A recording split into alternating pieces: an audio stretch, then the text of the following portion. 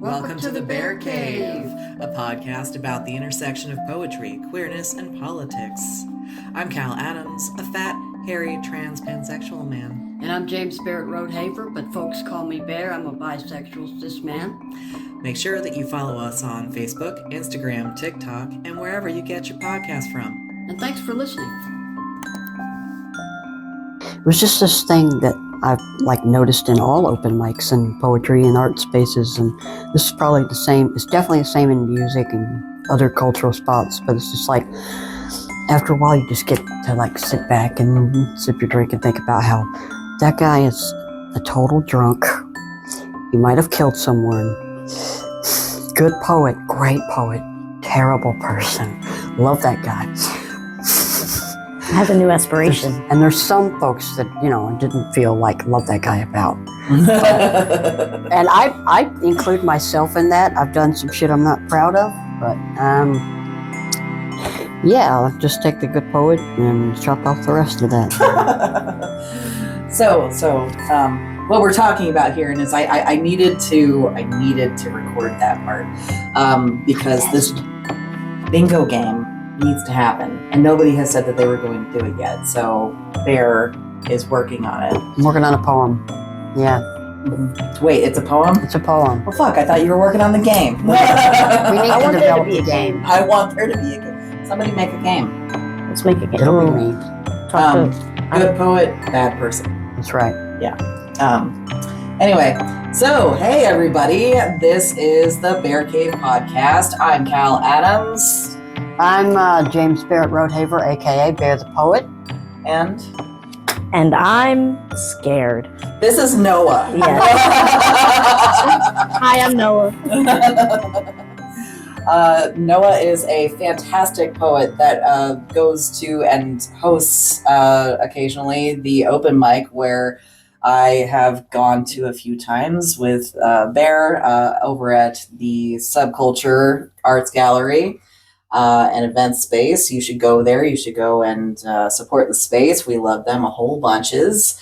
And Noah's a fantastic artist. I was blown away by your performances the first time that I went and listened to you, and I was like, wow, okay, I should try and get to know this person. Mm-hmm. And then I was like, oh, good, Bear is friends with this person. That makes it a little bit easier. Yeah. So we wanted to have you on our show and talk about poetry and living here in Pensacola and just life general. Like right now, the world is a really weird place. Really? Yeah. So, well, first of all, thank you so much. Yeah. That really does matter, because I think we go through life hearing so much negative shit that, they talk about with babies. I used to work with kids for 8 years. Mm-hmm. Spent 2 years in the baby room. And we talk about how babies hear the word no so often that there's common themes where a baby's first word is no, or they're already showing signs of fear of repercussions because they've heard so many negative responses. Mm-hmm. And I feel like that rings true for adult people too. So we hear no or negative stuff, negative feedback so much. Mm-hmm. So for me personally, I'm just whenever someone gives me a compliment, I have to restart my brain and be no, don't say that it's not true. Don't tell that person they're lying. Oh, I feel just that. Say thank you. Yeah. Thank you.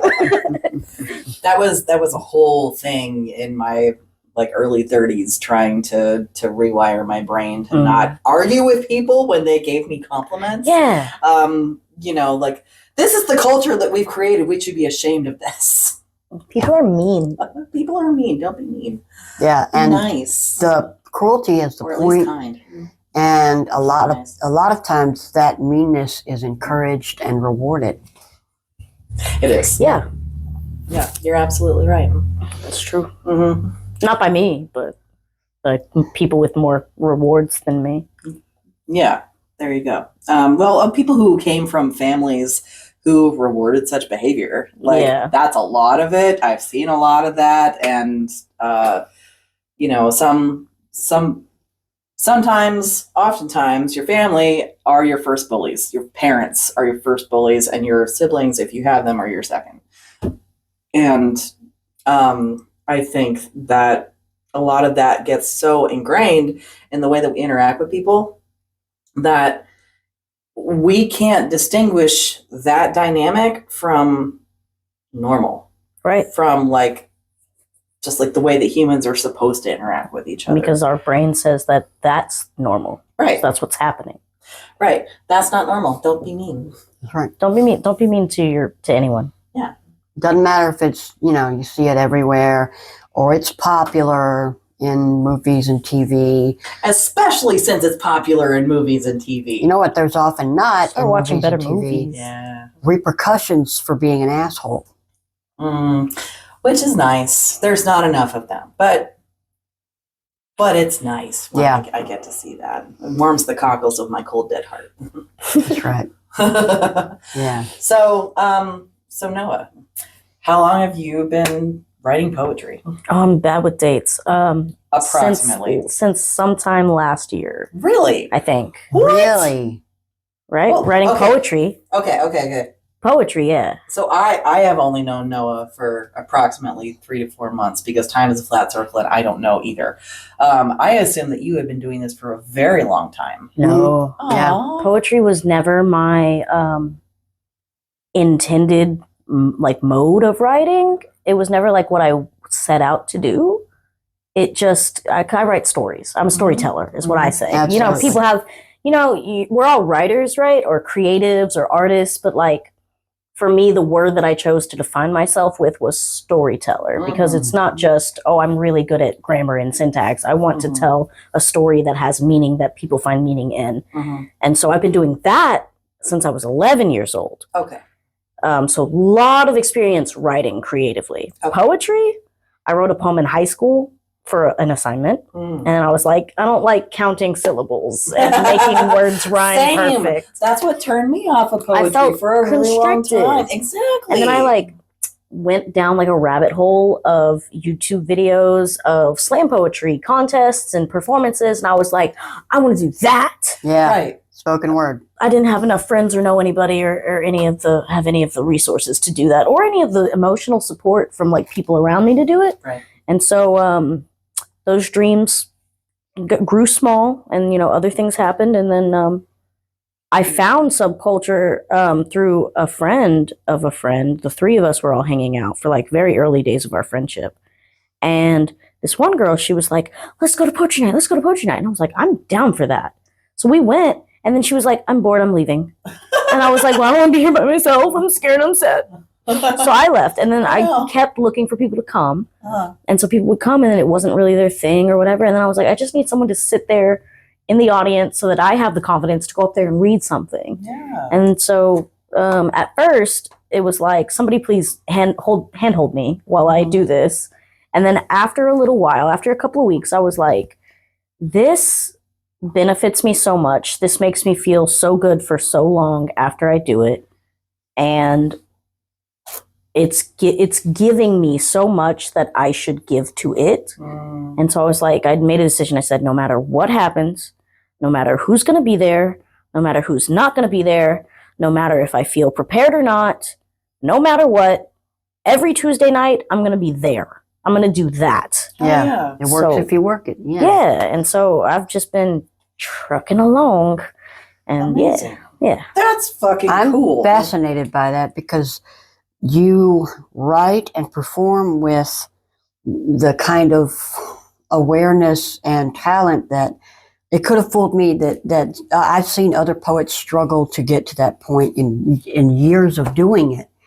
And it's something that I think at least writing, if not, wanting to bottleneck it into poetry, that comes naturally to you because we are storytellers. It's the other oldest profession. And it's where, yes. it's where the like the basis of all art and culture pretty much come from. As we sat around campfires, we didn't know what the stars were. Hey, maybe it's another campfire. Maybe it's a firefly. God damn it, let's tell a story about it. My kids are going to love this. and this is the proud tradition that we get to say that we are a part of now. And Noah is. I actually made a birthday card. that expressed my sentiments. It's like your poetry is a gut punch with a fistful of roses. It is. I recognized right away a lot of stuff that I've either written about or just the way that you perform. I saw myself in, and I said, well, this poet is a badass, bar none.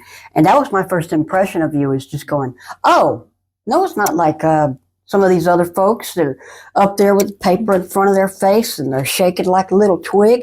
You come at it naturally like a duck to water. Are you sure? Yeah. Positive. Like, I'm so scared every time. Yeah, I heard you telling somebody, and I can't remember who it was now, the last time that I was there at Subculture. And I live a little bit further away, so I don't get to Subculture every Tuesday night, sadly. I would like to change that. I will change that in the future, but right now I don't. And you were telling somebody to use that energy, that like pent up tension, that nervousness, and put it all into your, I'm paraphrasing here, probably badly, into your performance, like make it something that feeds what you're putting out there. Turn it into adrenaline. And like, that's it. Yeah. That's it. Like, you mastered that. Like, I don't know. You want to know a secret? Yes. About that? Yes. One of the first weeks that I was there, Bear is the one who gave me that advice. Bear is the one that said, you take that nervous energy and you let it turn into adrenaline, and then you're better at it. Yeah. So what you're saying, so what you're telling me is that poetry advice and performing advice is similar to that $10 that all of us millennials and Gen Zs are just passing around in mutual aid cash apps and stuff. Yeah. Like the one brain cell between you and all your friends. You just share it with each person. And every time I see a younger poet that I'm like, this person's impressed me, they got potential, I spread that advice around, like Johnny Appleseed. And another piece of advice when it comes to nerves, no matter what you're doing, is if you're nervous, it means you give a shit. It means you care. Because you're not going to, if you're doing something you don't give a shit about, you're not going to be nervous. And so that sort of crystallizes it into, oh, what I'm doing matters to me, whether I knew that or not. And then the exact quote I used was, nerves are like gasoline up there on stage. You can use that shit to go anywhere, or it can burn you up until you die on stage. And trust me, I've bombed on a stage Allen Ginsberg performed on. I felt like shit. I got right back on the horse. I think bombing is important. And unlike Johnny Appleseed, like, we're not, propagating colonialism. We are instead propagating self-confidence. This is bohemian propaganda. The metaphor not really real. Yes, I'm a bohemian through and through. And it's a problem. Absolutely. It is a problem. Yeah. Mm-hmm. But I always enjoy when Noah gets up there and I see, I don't know, I know when it makes me feel something, and I know what it's like to write something that you have to take days editing and think about a lot. But then there's those poems, like Bukowski said, they come screaming out of you, and those are the real daggers. Those are the real bullets. And I've also got issues with, like, my mom is an abusive person who struggles with addiction. And I had to deal with that for the better part of 30 years. And over the time, I've had to learn how to not let that make me cynical, make me bitter, make me angry all the time. It's something I still struggle with. And when I hear you talking about similar but different struggles, it just, it rings true to me. It does. Yeah. Well, thank you. And I'm glad that it does, even though I'm sure that at sometimes it's gotta hurt. Always. And that's part of it. Yeah, but when you're sharing pain with somebody, like when you're in communion, there's a healing with people, exactly. It's a different energy than somebody just like callously kind of running over your pain as they're tripping through their day, which that's the stuff that like gets me and rankles my my hackles.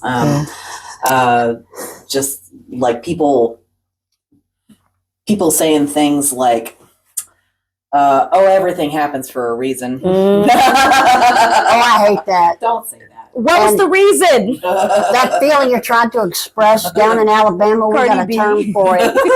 That feeling, anger feeling that you're trying to express down in Alabama, we got a saying that makes the piss boil in my bladder. And yes, I heard that one. I hate everything happens for a reason. I think it's bullshit. I don't think you would say that to a victim of sexual assault. I don't think it applies. It's not a blanket thing. I think some shit happens for a reason, and the reason is hurt people. And sometimes, to quote Patton Oswalt's late wife, life is chaos. Be kind. Yeah, that's pretty much my view on like how the world works on like a broad universal scale is that everything is chaos.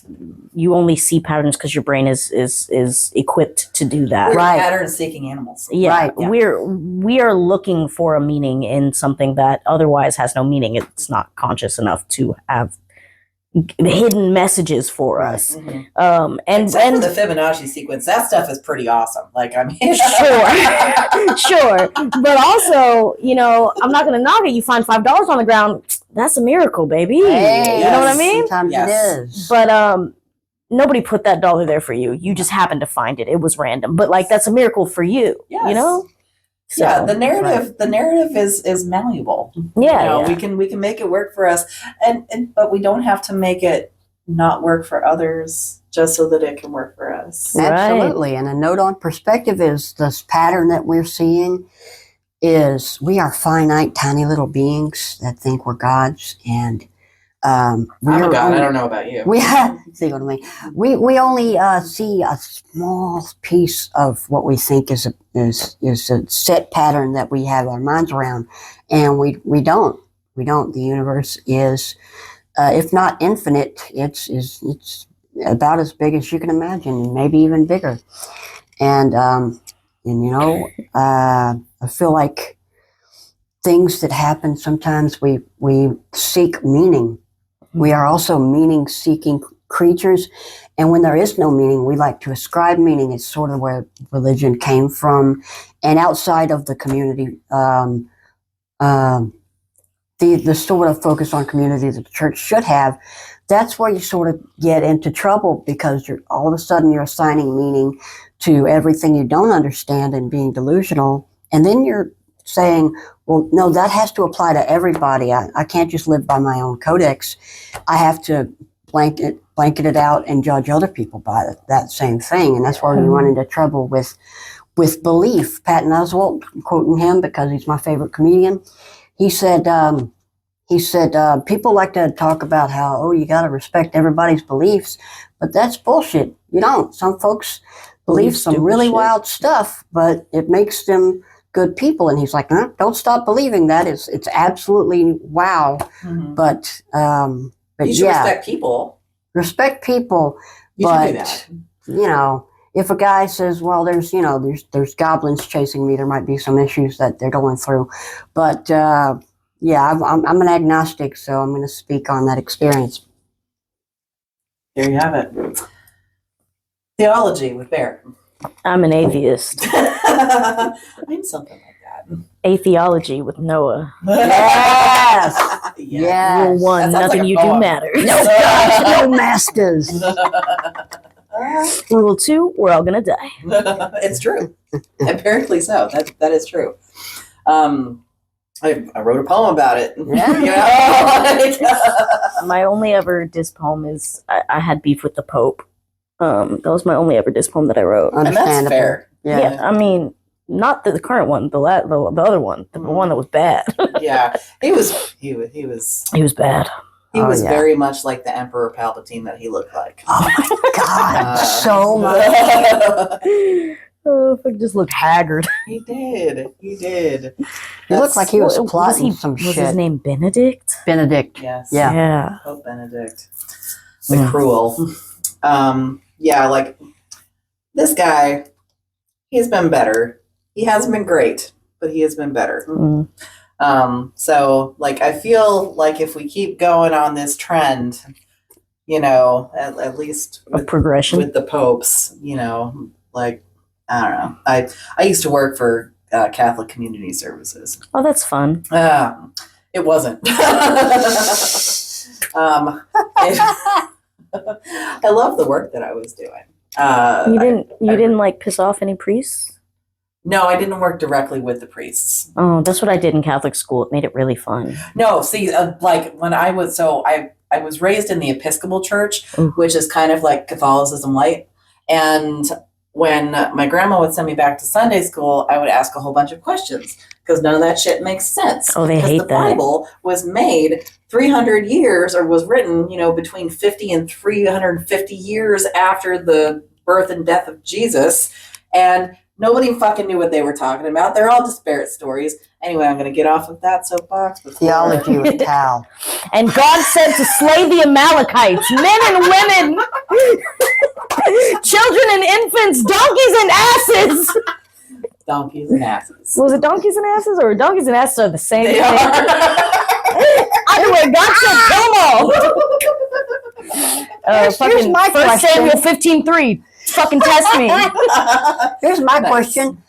How did Cain and Abel have babies? That's my question. That's what you stealing my line now. Hey. I put that in my poem. There was Who were they one fruitfully lady. multiplying There with? was one lady, and it was their mom. Yeah. Yeah. Mm. Yeah. Ooh, Yeah, the that don't look too incest. good. No. Not looking good. No. Wow. Math's not Explains mathing. a lot. I mean, it kind of explains Yeah, I don't know, maybe this like- well. Britain a while ago, but maybe not anyone today. Yeah. I've I met don't know. some. Maybe I'm being optimistic. Yeah. There's nothing wrong with optimism.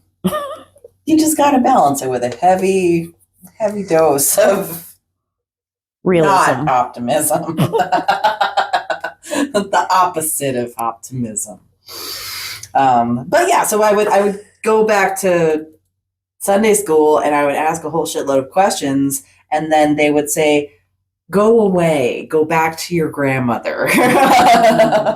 It's because they didn't know the answers. No, Yeah. I didn't have answers. Mhm. And and I have been an inconvenient little shit ever since then. And I take pride in that. I'm not little anymore, but I'm still a shit. Yes, I am little and a shit. He is.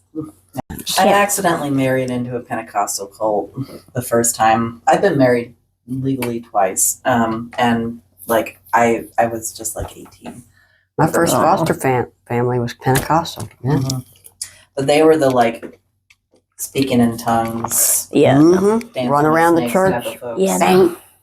All And that. like I like snakes. Snakes are okay. And those snakes were being abused. Religious were. abuse. They were. It's religious Snakes trauma. get a bad rap. They do. They do get a bad rap. They And were I have Love rats. snakes, So. man. There are only like 3 or 4 varieties of snake in North America that are venomous. Mhm. It's venomous. It's not poisonous.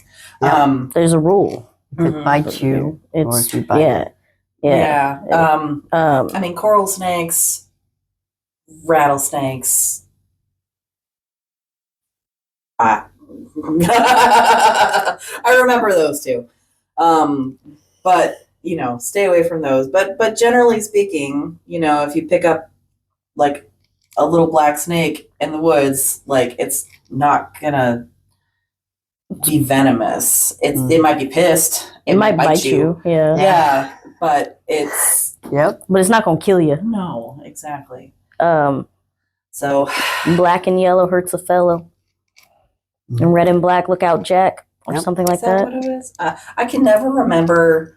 I can always remember the yellow and the fellow, Mhm. but I can't remember anything else. And it is combinations of colors that matters here. Yes. That's a problem. Yes. Yeah. Makes that information useless to you. Yes. Absolutely. No idea. I can't tell a water snake from a coral snake. From a baby rattlesnake. Because baby rattlesnakes don't have rattles. Yeah. When they're real little. Yeah, that's true. Mhm. Herpetology with the bear cave. I like a nice ball python. Ball Yeah. python. My son had a ball python with a broken spine. Oh. Yeah. Poor baby. Oh, Milo. R.I.P. Milo. Hmm. My goodness. for Milo. We have strayed so far from whatever we were talking about 10 minutes ago. We're talking about snakes, dude. This is way cooler than the I Poe. tend to You're- ramble, okay, so you're right. yeah. You're right. Barry, you have so many notes there. You got some stuff you want to talk about? Well, these are all notes on different potential upcoming episodes. Go to my notes. Go to me. Oh. The next thing after poetry on Noah's notes says that I want to talk to Noah about being queer. I'm something. Where somebody said the phrase to me, and this is gonna matter to you guys, it's gonna make sense to you guys. Somebody said the phrase to me a little while ago.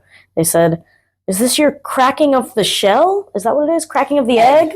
Cracking This up you're the cracking egg. up the egg. Yeah, I all right. I'm like, okay, y'all know how it was Prince.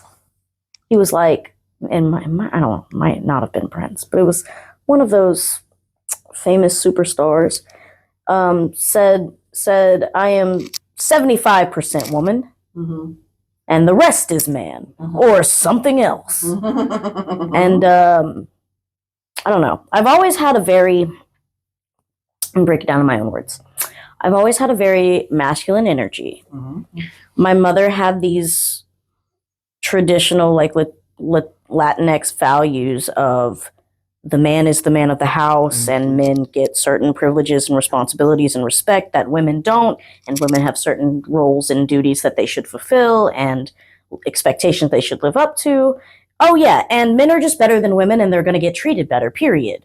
So from a very early age, I recognized this, and that it kind of was prevalent in society too. And I was like, my life would just be easier if I was a boy. And at the time, I didn't know anything about like gender identity or being trans. I was like 4, 5, 6. And it wasn't really like a question of like, oh, are you gay or not? Or are you trans or not? Or what are you? I more so was just kind of like, well, I like boy stuff and I want to do boy things and I feel boyish and I don't like any of the things that come with being a girl. But I never felt any kind of dysphoria or discomfort with my body besides that when everyone else got way taller than me and I stayed short. That was something, but that wasn't really related to like gender identity in a sense. That was just me being like, man, I have thyroid disease, which stunted my growth. But as I've grown, I've separated a lot of this like mentality of like, well, I had a brother that was really mean, and maybe if I was a boy too, we would have gotten along better. I've taken that out of the equation. And then I also was like, okay, my mom loves my brother for no reason because he's not that great, but he is a boy. And so I had to take that out of the equation and be like, maybe if I was a boy, my mom would love me the same as she loves her other kid. Take that out of the equation. And I still feel like a dude. Yeah. Like, I don't feel like I a do need. understand, and I do appreciate that. You're right. So like my percentage, my ratio, I was like, I said this at a hookah bar a little while back. It's got to be like, it's pretty fucking high. It's got to be like 85, 95 mask, and then like whatever's left over femme. And like it's in there. Like I can be girly pop nation right now, right here, right now. I'm not gonna. But like the girliest I get on the daily is like this bright pink shirt. You know what I mean? I do. But other than that, I'm just like, all right, ladies, let me walk you to your car. You know what I mean? Yeah, Unless you don't want me to, in which case, good luck out there. Yes. Yes, I do completely understand that, because while I from a very young age, like I remember very clearly. So my cousin and I were the same age roughly. We were 4, and it was his birthday. His birthday's in May. My birthday is in October. It's in a couple of days. Say happy birthday if you see this episode. Happy almost birthday. Thank you. Yeah. And like we were outside and like about to start playing in the water hose, and his mom, my Aunt Belinda, was like, all right, everybody take your shirts off, because most everybody there was boys. And so I started to, and everybody started running at me and being like, no, not you. I'm like, why? Yeah. The fuck is your problem? Yeah. You know? And that was the first time that I like really recognized that I was different from the boys, because I always I was raised with boys. I always just kind of identified, and everybody, treated me as one of them. And I just, of course I came into contact with little girls, but they were definitely a separate thing for me. Like my grandma, and I love her very much, was very traditional in the way that, like, she would dress me up like a China doll, and she liked to do my hair, and I would just like sit there and cry silently while she was like, dressing me up like a doll. And it sounds cute, but really what it is dehumanizing. Right. It is. And, and of course, now that I have come out as a trans man and I'm like going through testosterone therapy and I'm getting ready to do surgeries and stuff, everybody's like, I had no idea. I'm like, how? Like, you must not have thought that hard about it. Like, where were you? Were we in the same space ever at all? Yeah. I was an alien in a suit. You've actually been abducted for most of your life. They don't even know. That's why they don't know. Does that make sense? That help you? It does. It does. Thanks. That's closure. I'm writing cow fan fiction. Hard enough. Yeah. I feel like if you're looking hard enough, people in your life should have been able to be like, okay, yes. It's like I have a trans son, and I have seen old pictures of him in a dress, and he looked miserable. And I'm like, I get it. I get it. I'm, by the way, cis man, but I'm all the way guy until I cross-dress. I'm probably 90-10 on this spectrum as far as my gender fluidity. That's something I'm coming to terms with. As a new term for me is gender fluid, and I'm leaning into the acceptance of that. It's something I never even considered. There's some girly shit that I like. That's the most obvious thing I could say tonight. And I love dressing up. And if I could do my own makeup, I would. And everybody who have seen a picture of Lady Phoenix will know that I look really good with makeup. It's cheekbones. But I discovered cross-dressing. Gosh, I gotta say, I was married to Randy when I discovered, like, okay, yeah, early on, actually. And we wanted to do this costume contest while we went to like Rocky Horror, and we dressed as like Brad and Janet from like the bathrobe scene, and I was Janet and he was Brad. And we were living with my mom at the time, and I was wearing her bra and panties, and she was not thrilled with it. And I was just like, stuffed my socks into it, and I tucked wrong, by the way. Don't use masking tape. Had to grow all those back. Do that. But I didn't know shit about that. But I stuffed socks into the bra, and I had my bathrobe and my little wig and stuff. And we were living in Maylene, Alabama, in a little trailer at a trailer park. And I would stand just outside of the screen door in Mama's bra and panties, and what is this? I'm like, get in this house. I don't want nobody to see you like this, bear. Okay, all right. And it's sort of blossomed from there. And I've always like had freedom to express, and explore that as years have gone on. And my, I wouldn't say drag queen, but my cross-dressing alter ego is Lady Phoenix, and has been since 2013, 2014. And I love her. Good. I am so happy for you. That's fantastic. Yeah. Bisexuals for the win, pansexuals for the win, sexual people for the win, asexual people for the win. I love all of y'all. So you, like me, also get off on other people's feeling awkward in conversations. I don't know if I get off on it. I think I'm just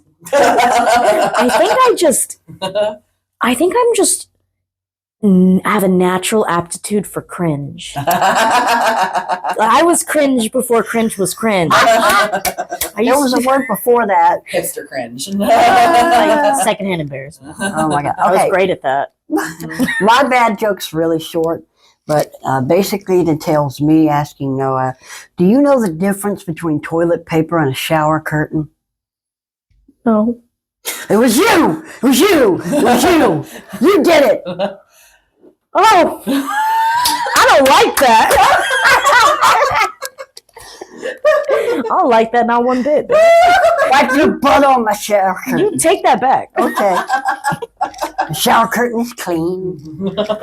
Oh, that's kind of funny, actually. Yeah. The setup is there. The setup's there. The setup's there. You have to deliver. I told Will to tell his brother is my best friend. My best.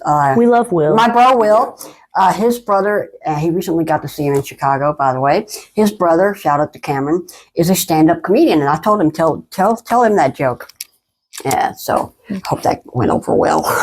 He brings you back like a report, like a school report. You get a letter grade. Like D-. It's like open. 32%. I Circle would it, tell this ready. to a bunch of drunks. Do better. No smiley face, just a drawn frowny. No, you know what it would be? It'd be I'm not mad. I'm just disappointed. Which is That worse. almost like instantly made me I cry. know, when someone I know. loves you, that is worse, right? It is. I don't know. I've never been loved. It's All right, I'm going for the worst segue in the history of segues here. Oh, God. Seg that way. Next thing in my notes to talk about is allyship and what that means to you. Is that open-ended? Yeah, Yeah, this is something that everybody gets asked about. So that's a general broad question. Well, it's certainly not putting like a bumper sticker on my car. It's certainly not like posting on Facebook. What I post on like social media is like going to be my opinion, whether it aligns or not. For me, being an ally means being educated, right? It means taking that responsibility to be educated. It means being fearless enough and self-aware enough to ask questions, ... respectfully, right? Right. I also apply this rule of when in Rome, do as the Romans do. I'm not very much a confrontational person. I'm a very much like go along to get along person. I like to be very agreeable with people. I don't like to like challenge them because at the end of the day, if you're saying it to me out loud with confidence, I believe that at the very least you believe that. right. So I take everything with a lot of salt, right? And I'll be the first to say like I don't know enough. You know what I mean? Right. So like I'll show up. I'll donate if I feel confident in what I'm giving money to, and allyship for me really comes down more to like a personal human level. Yeah. It's not so much about like, oh, show up to this rally, come to this event, be a part of the group and do the, do this and do that for your community. But like, what about the people that are already in your life that belong to this marginalized group? What are you doing for them? Because Right. you can type it all over the internet if you want to. You can show up to every rally with a bunch of strangers you want to. You're still not close with the person in your life that needs you as a support system. I feel like that's more important. The Right. revolution starts at home. Personal Yeah, action. The revolution does start at home. I mean, because And that's a zine. It's a very good zine that I will post in the show notes. Ooh. who are you going to Yeah. take to the rally if you're not rallying your friends together or your loved ones, Yeah. So for me, it's like the people in my life that belong to those marginalized groups, those minorities, those different communities that don't get what they need. It's about giving them that extra love and care that they're not getting, that they should be getting from the world, or from other people in the world. Right. And that's really the end and beginning of it for me. You do your bit. I don't know what else to say. You do your bit. Yeah. You do your bit, and every little bit, it may not matter so much, but it matters to that person that you helped. Yeah. Well, yeah. Maybe What, defending people when they're not in the room. Oh, Yeah. that's Because a big I one. pass as a normal person in most rooms, in most circumstances.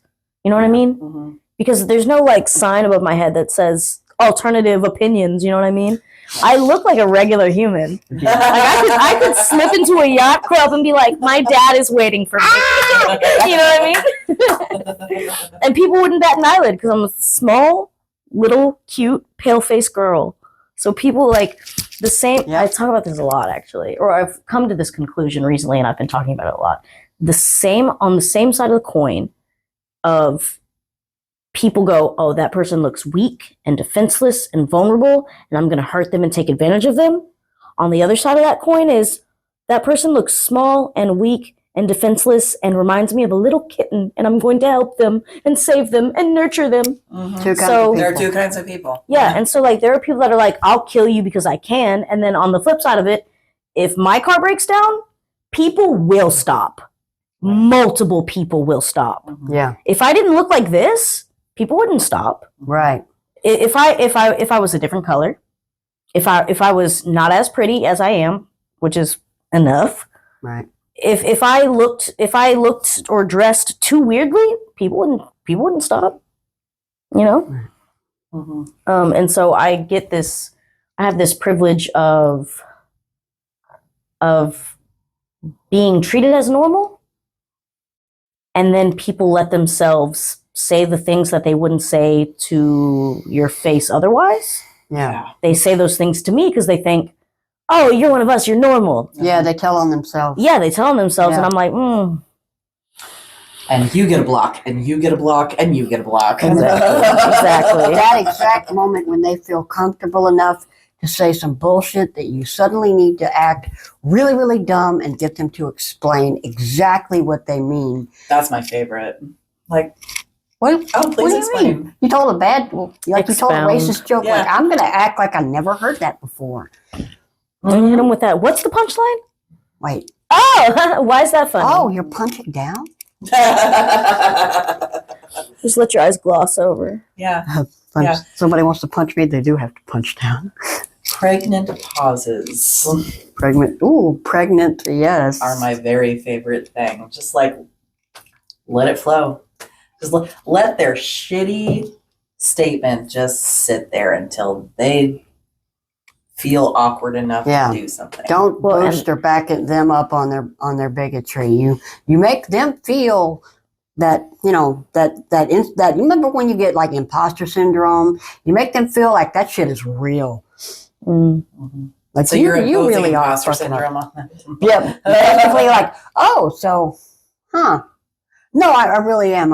I'm humoring you. Go on. Yeah.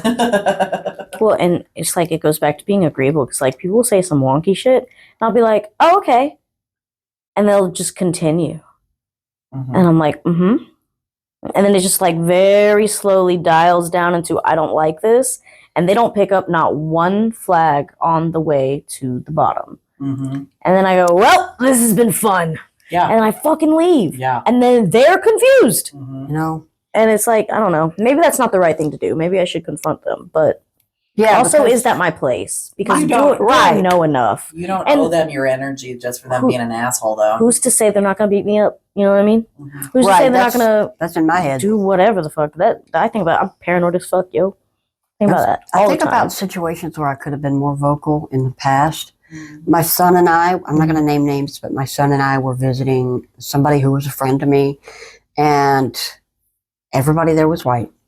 And it was me, my son, and my friend who was a white woman, and a bunch of other white women. And and these are folks that like this person owns like land in like Europe. And then out of the blue, just like started talking about Romani people, but not using that word. But the sentence was, I hate blank. This the word for Romani people that you shouldn't say. And my son and I looked at each other and were like, did she just fucking say that? And all of her friends were like, oh yeah, I totally agree. And I was like, what the I've known this person for years, and this is back in Texas, and I had never, I don't know the last time, I guess maybe around my own family, that somebody has just so boldly said some shit like that, and I wish I'd said something. I was flabbergasted. It's not even hate. I'm like, Sometimes it's why hard do to you be a feel wet blanket. comfortable doing that? Because they're in their own home, and they're Yeah. surrounded by people like them. And me and Kayla looked at each other like we were aliens all of a sudden. Like we don't fit here. We're not like this. Mhm. What? I never knew she was like that, and I hope that they evolve as a person. I really do. Don't use that word, folks. Yeah, they don't like it. No, it's a slur. They started talking about how so and so's over there in Europe. I got this big piece of land or this castle, and my southern ears. I'm a poet laureate of the trailer park here in Castle. What? You mean not in a fantasy movie? And I'm gonna make you a T-shirt that says "Poet Laureate of the." Yay! I call myself that. And they were like, "Yeah, they stole this, this, and that." And I'm like, even if they did, like, what the fuck? Honestly, There's a whole narrative history there. like, what the fuck is with white women? Seriously. That is the question, isn't it? And there are some absolute saints and angels. I don't tend to like to generalize, but honestly, Oh, you said, I'm a quarter offended. Good, be that way. Where's your manager? I want to speak to them. All of a sudden, only for 25 minutes. all of a sudden, your beanie's falling off, and you have that haircut that looks like it'll cut you. Knives, girl. Man. It's giving shark. I like sharks, though. I do Yeah. too. I used to have pet sharks. What? Little ones. Okay. I always say that, and then people go, "What do you mean you had a shark?" And I go, Like "It was like bluefins? this big." Like bluefin? I think it was a red fin or a black fin, and then I had 2 bala sharks, Sharks are better than Karens. and I had a gourami, a kissing gourami. I don't know What what is any of those that? things So a are. kissing gourami is like this little gray fish, and it almost looks like a dory fish in shape and size, but it's a little bit smaller, a little bit longer, Okay. and it's got these little whisker things Oh. that they like feel around with, and it's got like its little mouth. You can't put 2 of them in a tank together because, like betta fish, they'll fight. But here's why they're called kissing gouramis. The way they fight is they try to bite each other's mouths off. It looks like they're kissing. My God. They're actually fighting to the death. But it looks like they're kissing. So they're kissing gourami. So I had one so he wouldn't kill the other one. I named him Solo after Han Solo, but also he was the only not shark in the tank. Wow. Gosh. Yeah. I've never heard that in my life. My stars. I had fish one time. Once upon a time, I had some fish in a tank. And then I started having stress dreams about them going down the drain. And I got rid of them. I had some weird dreams. I'm not going to harp on this, just tell one. I love dreams. I had a dream the other day. I'll tell you my interpretation. I don't know Oh, why it was so funny to me. It was very simplistic, very short, I promise. But for some reason, there was in my dream an image of a hot dog in a ballerina tutu. Mm. And I woke up laughing. It's like, why is that so funny to me? I don't know. Why does my brain do that? That feels Freudian to me. Yeah, honestly, That is both masculine and feminine. here's the thought that came to my mind. I was like, is the hot dog you? Because that would explain some things. I'm holding the hot dog and I'm wondering why it doesn't have little legs because it just looks weird. Just being a hot dog with a tutu. I'm like, you need legs so you can dance. Oh, little ballerina hot dog. Yes. Why isn't the hot dog dancing? I ask you. That's right. You put it over the grill too long, black swan. Very niche humor. That's one way to put it. Oh my God. You are Okay. right. I don't know what I am on today, but I am feeling effervescent. Okay. It's a great word. It is. I love that word. I wrote a poem that I was like, oh, that's an effervescent poem. But it also makes me think of those tablets that you drop into water. Alka-Seltzer? Yeah, because those commercials like were ingrained into my brain at a very young age. Oh, yeah. This is what capitalism has done to me, folks. Mhm. You know what commercial's ingrained in my brain? What? I'm a 10-year-old girl. No, hold on. I got it. Here it is. Oh. I'm a 15-year-old girl. And I just got a text from my best friend, Becky. Oh, no. She says that she kissed Johnny. And that's a problem because, well, I like Johnny. And then it says, protect yourself from mayhem like me. Oh, my God. I love the mayhem guy is so hot. I'll never forget that. It's stuck in there forever. That guy was also in a shitty Hellraiser movie. Sorry. He's still doing mayhem stuff. Really? He is. Yeah, he's still has making great the Skyliner, and I am here for it. Mm-hmm. It's Allstate, right? Has anybody seen- We're not supported by them. That's my type, is mayhem. Has anybody seen, this is so specific, you want to talk about niche? Here's niche for you. Okay. It's a movie called 10-Inch Hero. No. No. It's got Jensen Ackles of Supernatural in it. Oh.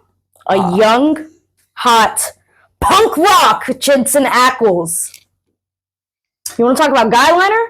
Oh. Let me tell you about that mohawk. You have a reading assignment. I have a viewing assignment. I You have a watched viewing it. assignment. It's called 10-Inch Hero. It's got Jensen Ackles in it. Check it out. Oh, my God. Jensen, you could be my 10-inch hero. But 10 inches is scary though. Like that's big. Yeah. Anyway, I feel please like continue. 8's the magic number. Like Magic 8 ball, I'm 8 inches. comfortable anywhere between 6 and 8. No, that feels absolutely I not. feel That's like like, 6 is... ugh, okay. that's like Did the climbing. microphone pick that up? 10 inches is like climbing Mount Fuckamanjaro. I'm not going to do it. Fuckamanjaro. Yeah, like Are you learning stuff? everybody having a good Not what you time? intended. All right. What else do we want to talk about? I've also got mental health on here. Oh, yeah. Yeah. Oh, We'll talk God. about this. Let's have some in-depth. Y'all ask questions as they come. I've got like a tale to tell, I guess. Okay. Ooh. Well, no, it's not a tale. I'm just gonna give y'all the. I don't know what I'm gonna tell y'all. I'm crazy. Give us the bones. I'm crazy, and I can say that because I'm crazy, so I'm reclaiming it. I'm There you go. crazy. Your poem, Don't Call Me Crazy, Yeah, top 10. it's called "The Last Time He Called Me." The last time he Crazy." called me crazy. That's right. I want to get that right. I'm a sucker for. Well, I just really like titles. I really like I do titling too. things. I don't Me get too. people that are like, I want it untitled. I don't like, I understand you, but I don't understand you. Okay. Yeah. The title's the best part. Like I have so many like Google Docs with titles in like 3 lines. Yeah, I'm like, this will be amazing that was my question. one day. Yeah. Do you title things before or after? Before. Sometimes I sometimes retitle if after. it becomes something else, Mhm. and that has happened. Sometimes after, sometimes before. I love naming things. I name pretty much everything. I've got even the next open mic that if I ever did start another one, I have a name for it written down.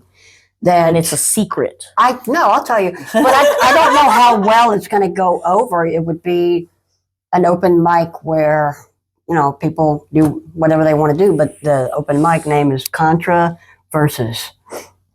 Yeah, versus against the system. Nice. Yeah, I like naming things. I have a poem recently I wrote. It's the effervescent one. It's called Radiance's Final Form, and I'm like, that sounds like an anime move. I still haven't gone back and reread that poem yet. I will. I put in the text so it's more clear. Thank you. So I made very it much. pretty. Thank you very much. Um, I'm also the accessibility harp, and I'm always the one that's like, there's not enough contrast. I can't read it. yeah, which I respect. All right, Gramps. Yeah. Well, I mean, okay, so I also used to be an accessibility program manager Fair. for tech companies, and so it was my literal job To say make it's sure- legible. that like everything met C3 standards, which technically, if you post it on the internet and it doesn't, then somebody can sue you. Jesus. So High stakes. yeah. So What? and oftentimes those win. For like people that like they literally have like a disability they can't see Mhm. in some fashion. Yep. Okay. Yeah. And it's not just, visually impaired. A lot of it is, sometimes it's hearing impaired. Sometimes it's the way that you navigate the website can only be done with 2 hands. Or like, all kind, disability is not always permanent, and it's not always visible, and it's not always like the main categories, but everybody's disability should be respected and people should have access to shit. I think that's all. My disability is invisible. But you are not. People think I'm a normal person, and people who have disabilities themselves don't give a shit about my disability. It's offensive. It's offensive to my sensibilities. It puts the onus on me to be the bigger person a lot of the time. Oh gosh. I get it. But it's like I'm not even like masking, you know what I mean? Yeah. Like the things that people like about me are the things that tell me I'm insane, you know what I mean? Mm-hmm. So it's like there's this contradiction between people going, oh wow, the way you mix those metaphors is so cool. You're so talented as a writer. And I'm like, yeah, my brain does that because it doesn't know how to speak normal. I didn't, like, it's not a creativity thing, although I am very creative. What it is my brain is not working right. My brain is malfunctioning. This is word salad, but I've controlled it for so long. I've been in it for so long. Right, turn it into a positive. Yes, I've made my own accommodations for myself so that I can get through the world because I've always been met with, oh, you're not depressed. No, you're not. That's bullshit. Oh, that's not what's going on. Don't tell anybody. Oh, you're not crazy. No, nah. Depression doesn't look like 1 or 2 or 5 things, and it means something different to each person. I remember being 5 years, well, not 5. I was probably 7 or 8. 7 or 8. I was playing basketball, and I told my basketball coach, we had won the game, and I was sitting on the bench, and I looked very sad. And he came over, and he sat down next to me, and he said, what's going on? What's wrong?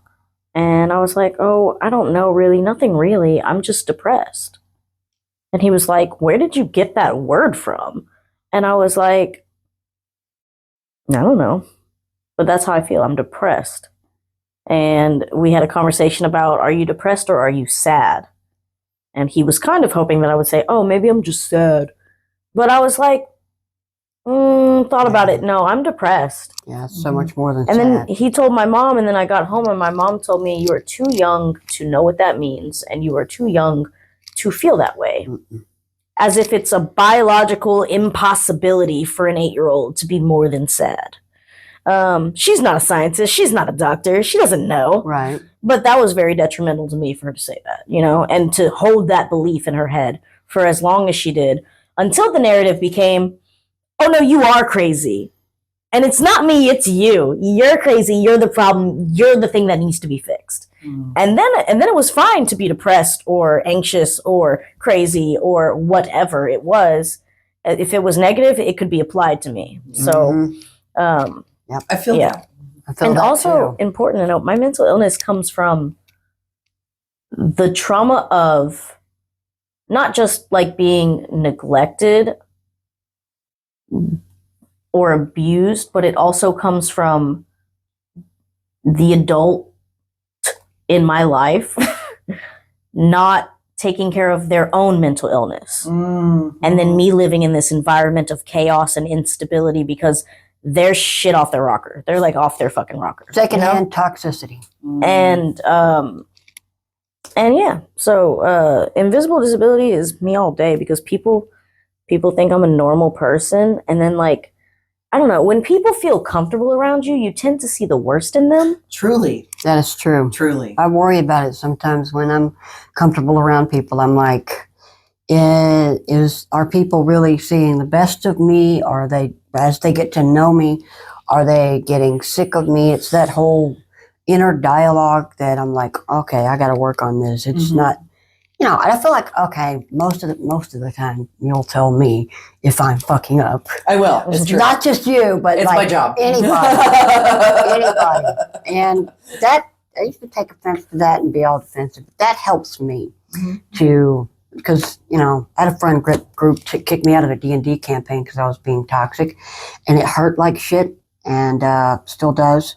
But what I had to realize is that they were the victims and not me. And I wasn't going to a therapist. I wasn't working on my shit. I was making them unpaid therapists.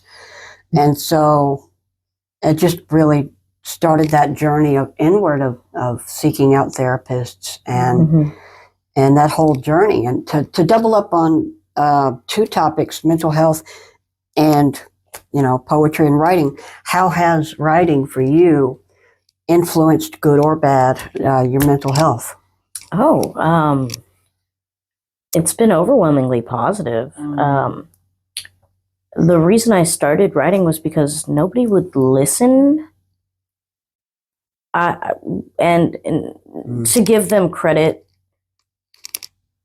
ever since I started going to school, I was very talkative, very outgoing, very explosive energy type of person, very much over the top, crackhead energy, from very little up into early high school. And I would say so much all at once, and I would talk for so long, and I was going somewhere with it. Yep. I really was. I feel but that. people were like, fucking shut up. I don't want to hear it. I don't care anymore. I stopped caring 3 minutes ago, and you're still going. And then I didn't get that acceptance or that feedback that I needed from people. And so the reason I started writing was I was like, this computer will listen to me. Right. This computer At least will I'll get to finish my fucking thought. I was like, this blank page? Yeah. This blank page, just when I get to the bottom of it, another one will generate. I ramble, but I come to a point. I get that deeply. I had a group of people in college who were my friends at the time, but they were really conservative assholes.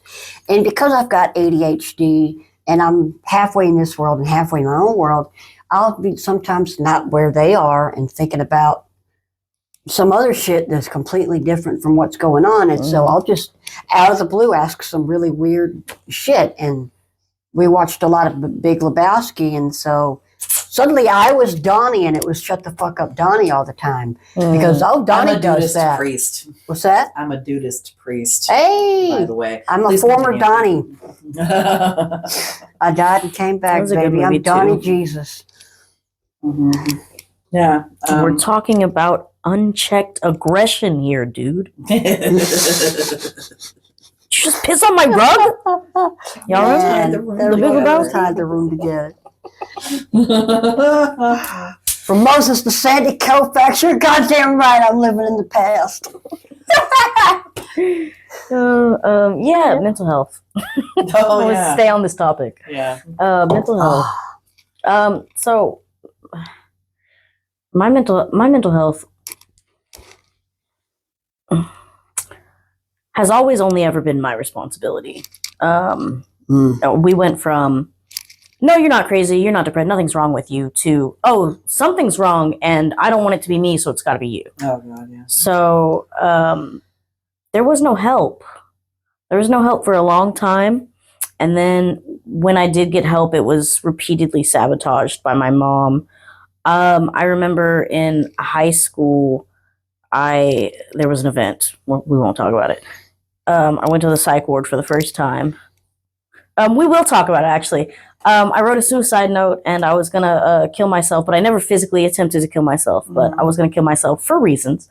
And I wrote a suicide note, and then I asked my friend for their sleep medication so that I could do it.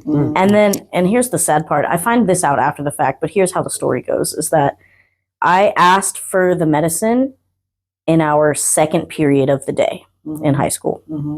And nothing happened all day long until the second to last period of the day. Might have actually been the last period of the day, because my friend who I asked got picked up early, was in the car with her mom driving away from the school, and then she went, oh, wait, Mom, I have to tell you something. And then she told her mom, and then her mom was like, what the fuck? And turned back around to the school to do the right thing. Yeah. Oh my God. And then they pulled me into the office, second to last period or the last period of the day, the dean's office, which fuck him. He was not a great dude. Wow. And they called my parents. I showed them the suicide. They asked to see the suicide note. This is how dated it is. This is peak Tumblr era. Oh boy. I wrote my suicide note and I put it in the queue. And I was like, if I'm not alive tomorrow, it'll post. Wow. So I had to pull it up on the computer, give it to him. He read it and he wanted to cry a little bit. And he was like, this is so sad. And I was like, good. And then they called my mom. Thanks for the validation. Yeah, they called my mom. and told her to come pick me up, and they told her what was going on. She didn't show up for like 5 or 6 hours. Are you serious? Yeah, she didn't show up for like 5 or 6 hours. I would like to say she was at work and could not leave, but I feel like come hell or high water, you leave when your child is going to kill themselves. Right. You leave whatever the fuck is going on around you. Sorry, my kid is on suicide watch at school. I'll be back. You know? Yeah. Or even no words, I'm leaving. Right. Just get in your car and drive. What is the most important thing in the world to you? Wow. As a parent. That's gotta feel. So I sat there in the office for several hours. It got dark outside. And then my mom took me to the hospital. They didn't take it very seriously, like checking us in. My mom did not know emotionally how to navigate the situation. I remember her being like, you need to check my daughter in right now because, and then she leaned in and she whispered, she's suicidal. She didn't want to say it out loud. She was embarrassed or ashamed or whatever. God. And I'm just dead inside already. So I was like, what are they, I guess we'll just do this for longer, I guess. And then one of the nurses came in and she was like, I read your note. And I was like, oh, just completely dead. And she was like, it was really, really good. And I was like, what? I was like, who told you to say that? Where in the training was that to tell the epiphany? To tell someone. Wow. I was, and I didn't show my writing to a lot of people. I didn't show my writing to anyone that I knew in person. I would post certain things on the internet for strangers to read, but I'd never gotten straight feedback from somebody. So that actually was the first 2 compliments. Well, I wouldn't even consider the first one a compliment because he really just said it was sad, which was the goal. Yeah. My first compliment, my first validation for being a good writer was my suicide note was really good. That is a poem right there. Yeah. And then spent some days in the psych ward. And then when I came out, this was the point. When I came out, I started therapy, the group therapy. And after a couple of weeks of going to group therapy, the lady that ran the group therapy told my mom, and I was standing there, I heard it. I watched this interaction happen, and the lady goes, when she's at therapy, she's helping the other kids and talking and giving advice, and she's paying attention. She's not disruptive. She doesn't have these kind of problems at school or in her sports teams. She doesn't seem to have this problem with her 2 friends. Maybe the problem is you. And my mom said, oh, that's not fair. And then she took me home, and then we never went back. Yeah. That also happened to me. Not in the same situation exactly, but so I was a foster kid. I was taken away from my mother. My mother is doing great now. She has atoned for her sins. I am so proud of her and I love her. However, at this time, she was not in such a great place. And I was removed. I was in foster care. And the first place that they tried to put me was with my grandmother. My grandma, I love her, is and never has been equipped to deal with emotionally complicated things that were not her. And, I moved in, I was 15, and I had been taking care of my mother for 4 years at least. Was a very parentified kid. And I was just if y'all would please just leave me alone. I'm just biding my time until 18 rolls around and I will be out of your hair, but I would just like to do my own thing, please and fucking thank you.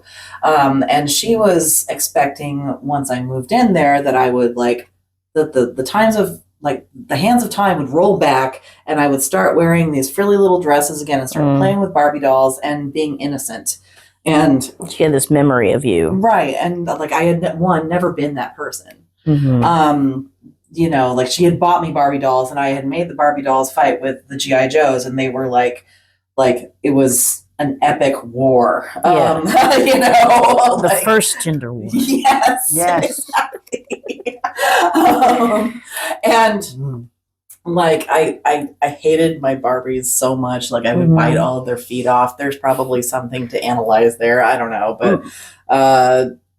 but that didn't happen, obviously. You know, like I was a complicated person with real thoughts and feelings and stuff. And, you know, I was always very polite and what have you, but like I did things like smoke cigarettes, not ever around her or whatever, but like that wouldn't be as fun. I had been smoking for 10 or for 5 years at that point. I was heavily addicted. You know, my mom used to not be able to light her own cigarettes because she was too out of it, right? So she would ask me to light her cigarettes, and you can't light somebody's cigarette without taking a drag. Yeah. And so I got addicted to cigarettes.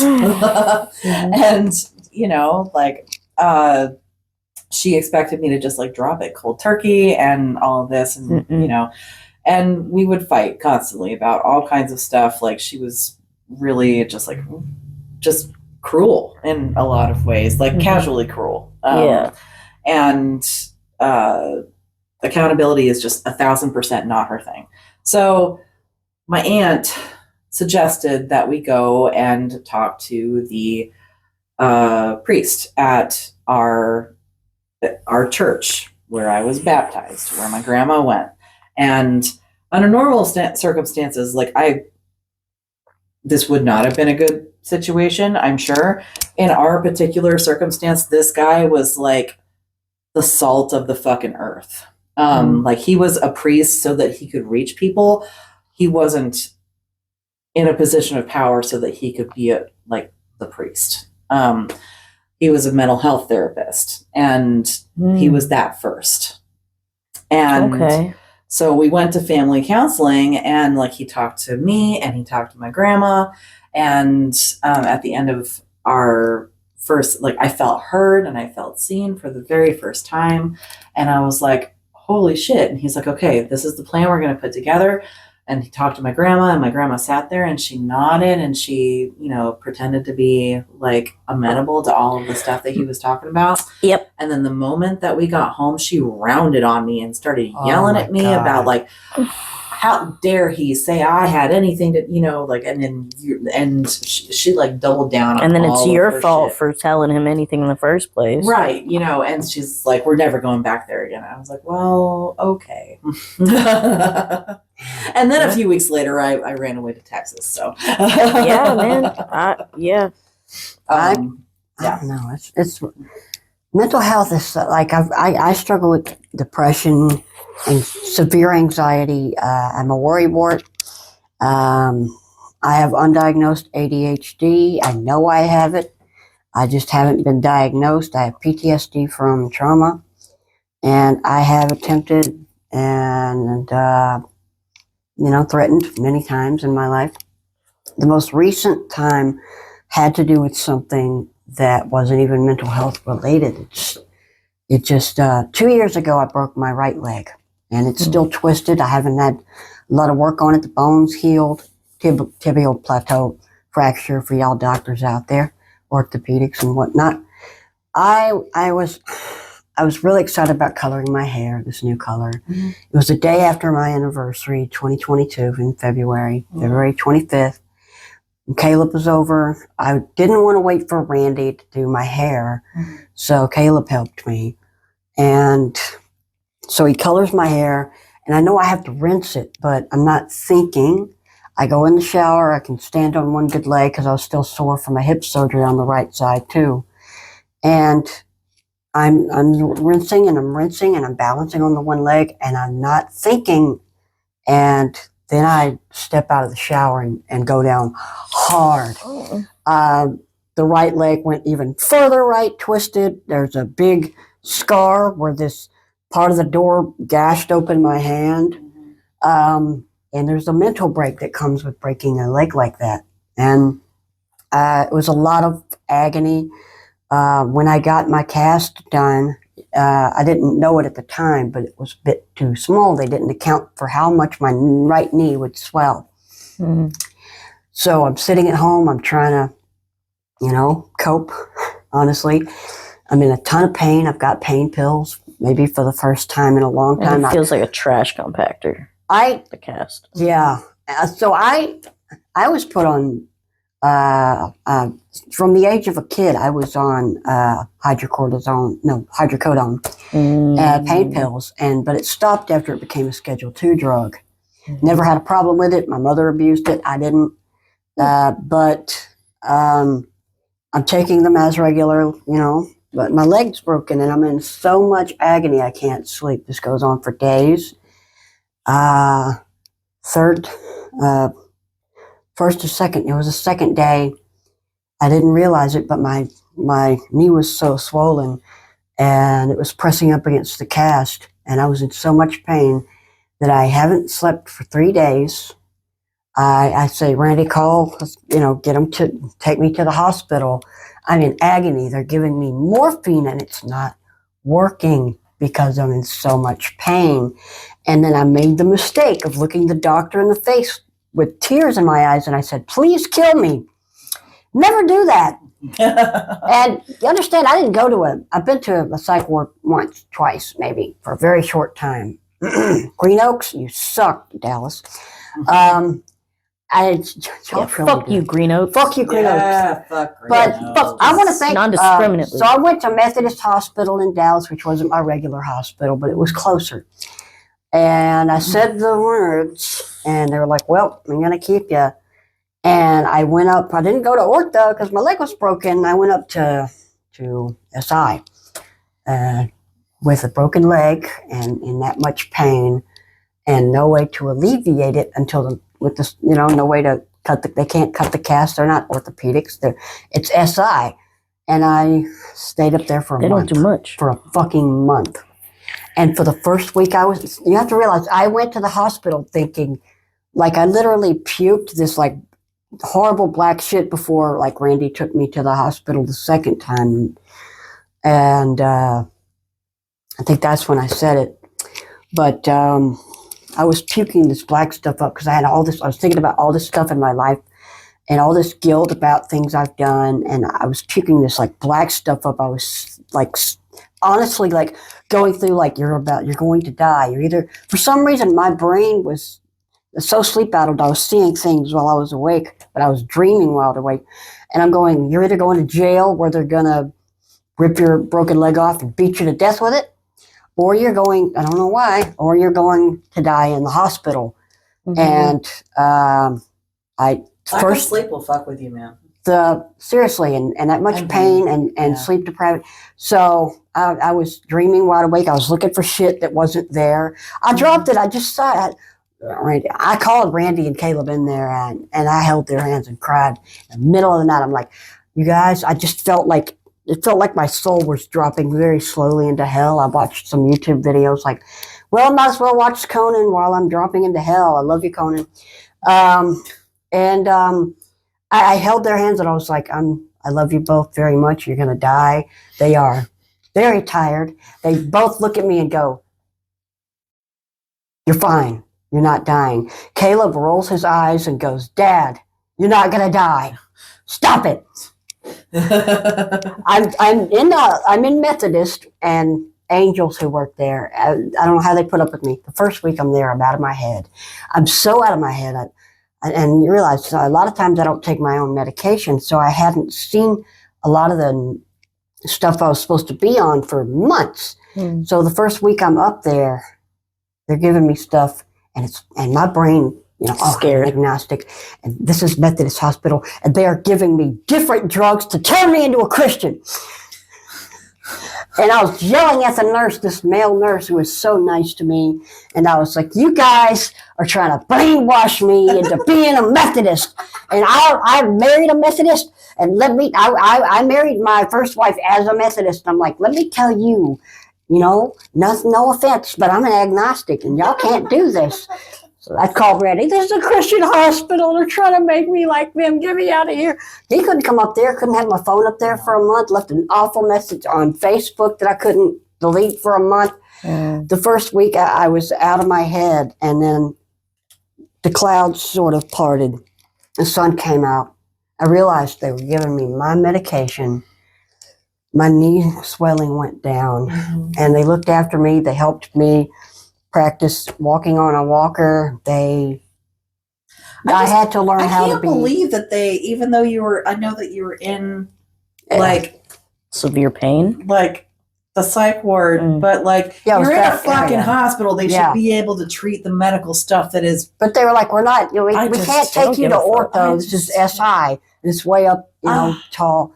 And so I spent a month. I spent the entire month of March 2022 up there, getting rehabilitated, and not in the orthopedic way, but they did everything they could for me. They, I had to learn to be assertive because there were certain things after going to the bathroom that I just couldn't do by myself. And I'm a pretty independent gal, but there are times that, I need help. And sometimes in the past, I've had trouble with that. And I had to learn to be assertive and tell these caretakers that sat with me, I need help. One thing that didn't help when I was out of my head and thought they were turning me into a Christian is this nurse, Mary. And she was, I was telling her, this is what they're doing. And for some reason, she was just like, saying all this Christian stuff. And that convinced me even like further. She was telling me some really messed up Christian stuff. Like I'm crazy? Yes, you're crazy. Wait, no, I'm not crazy. I don't know. I finally got out, and I didn't think I'd ever see my house again or my dogs. And the brain fog lifted, and they took good care of me. They did what they could. And I'm just really grateful for that. But that was hell on earth. It was not worth it for the hair color. It wasn't good. I called it broke my leg burgundy. Mm. I also had a cast in the psych ward. I broke my ankle twice. This was the first time I broke it. Twice, same ankle. Same ankle. Oh. Yeah. Can't do that 3 times because then it's just not going to work. Uh-huh. So no more skateboarding. No. But anyway, they meant to put me in as a fall risk because I was on crutches. Mm-hmm. They put me in as a flight risk. No. So I couldn't go outside. I couldn't go downstairs to eat. Oh, How did they mess that up? I was being constantly Easily. surveilled. If I got too close to one side of the hallway, they'd be like, "Hey, what are you doing over here? What? You have a broken ankle. What are you gonna do? Hop That to the was my airport? thing. I was like, am I really that fast? I know I got one extra leg than y'all, but come on. What do you mean? And I had to correct them multiple times before they just went into the computer and fixed it. And I knew that they hadn't corrected it because every time they would pull up my file, it would flash red flight risk so that they would be alerted. Uh-huh. But I could see the red reflecting from all around. I could see the red. And I was like, it says flight risk, but I can't run. It should say fall risk because I can fall. Oh, there's another poem. They didn't get it. That's a great poem there. That would be. It would be That would flight be. risk. Fall risk. Fall risk. I want to. Fall right. We used to do this fall thing. light. Nope, I can't. We used to do this thing. Me and my buddy, Doug, we're not friends anymore, but he's a very good friend that I met in the psych ward. This was back at the Pavilion, not UWF, but by UWF, the West Florida Hospital, which I guess they're not there anymore, the Pavilion? I don't know. I don't know. I don't care. We used to do this thing where we'd fuck around, and then we'd bang the table, and then one of us would go, oh no, nurse! And they'd have to come running. And they'd be like, what's wrong? And we'd be like, oh, I thought someone fell, but it was just a book that fell off the shelf. My bad. No. We do that a bunch, like a lot of times. Or this one, they'll be like writing notes and they drop their pen or something. You like, wait for them to pick it up.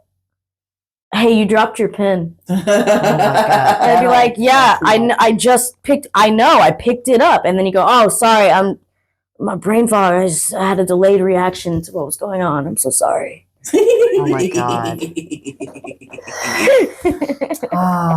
Back in. I think mental health play like there are places that are severely like not updated or staffed with bad folks. There's good folks too, but There there's are a lot of abusive mental people. health places that are in the Stone Age. Yeah. There are. Well, and I mean, we used to torture the people that were considered insane.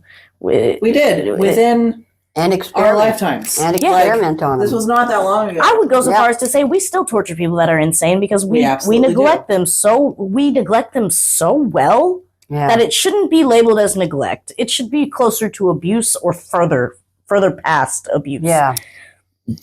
Absolutely. I Right. remember We minimize them.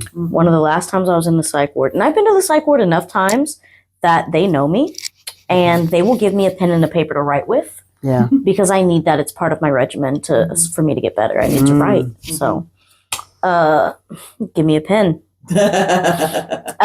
And so I remember I was in the psych ward. This is not to do with the pen, but I was in the psych ward and it was the morning time and we're all in the day room and there's a window. We're on the second story. Mhm. This was at the Baptist hospital, the old Baptist hospital. And there was a little frog on the window. And I told everybody, I said, guys, there's a little green frog right here on the window in the corner. He's just chilling. Little baby froggy. And I sat back down and started watching TV. In the day room, we're chilling. Some people came and looked at the frog, sat back down. One of the orderlies goes over, bangs on the window till the frog falls off. You think that's the bad part. He goes over and tells the head nurse that I'm hallucinating and saying there's frogs all over the window. And he went over there and checked, and there was no Oh, frog. no. That's insidious. You know what else he did? It was my day to leave that day. Mhm. I was supposed to be released that day, and he was trying to sabotage that. You know what else he did? Hmm. I was watching Star Wars on the TV, and he went over to the nurse's station. He told them, he said, watch her because she's looking around, she's seeing things. Then he comes, he sits a chair between us, Mhm. and he takes his, and I'm not stupid, and I'm very, very, very, very not crazy at the moment because I've already been there, and I'm fine now, and I'm going home. Right. So I know what's going on. Mhm. He takes his stupid little, you know how they all have a fucking Apple Watch? Oh my Yes. He takes his fuck ass Apple Watch and he uses the reflection from the window where he knocked the frog over Mhm. and starts flickering the light across the TV screen and then up into the corners of the room, Mhm. trying to get me to follow the light or be distracted by the light so it will look like I'm looking at things that aren't there. Uh-huh. How innately evil of a That's human fucking being. evil. Yeah. Yeah. I still got out, but fuck you. Yeah, fuck you. Fuck you.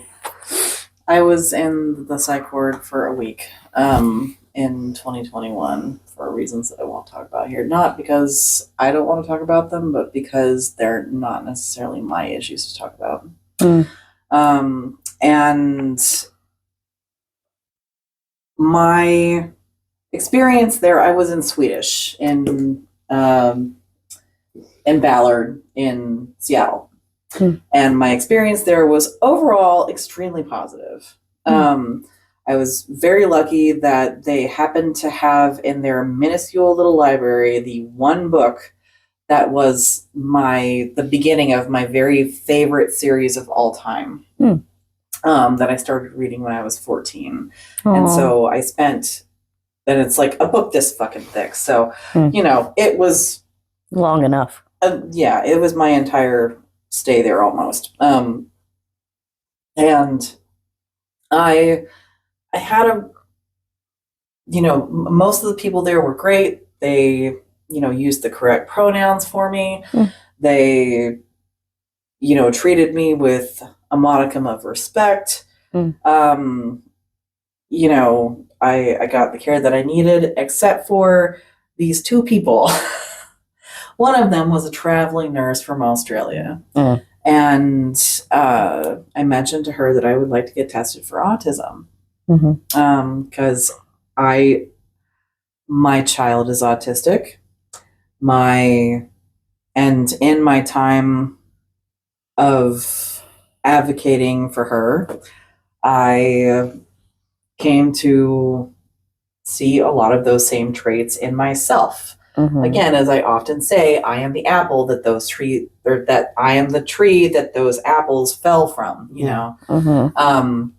and so, and I do think that I am on that spectrum somewhere, but I now don't want to get tested any longer just because I am more afraid of the limitations that might place on me, Right. versus especially under our current political climate, Mm-hmm. Right. because there's so much ableism in it. Mm-hmm.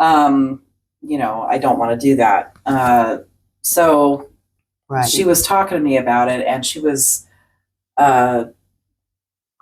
talking about that. She was talking about my gender. She was, gaslighting me to all hell and back. She was calling it Asperger's, which, if you don't know, that's the name of a fucking Nazi. Don't. Okay? Mm-mm. So don't use that word for autistic people.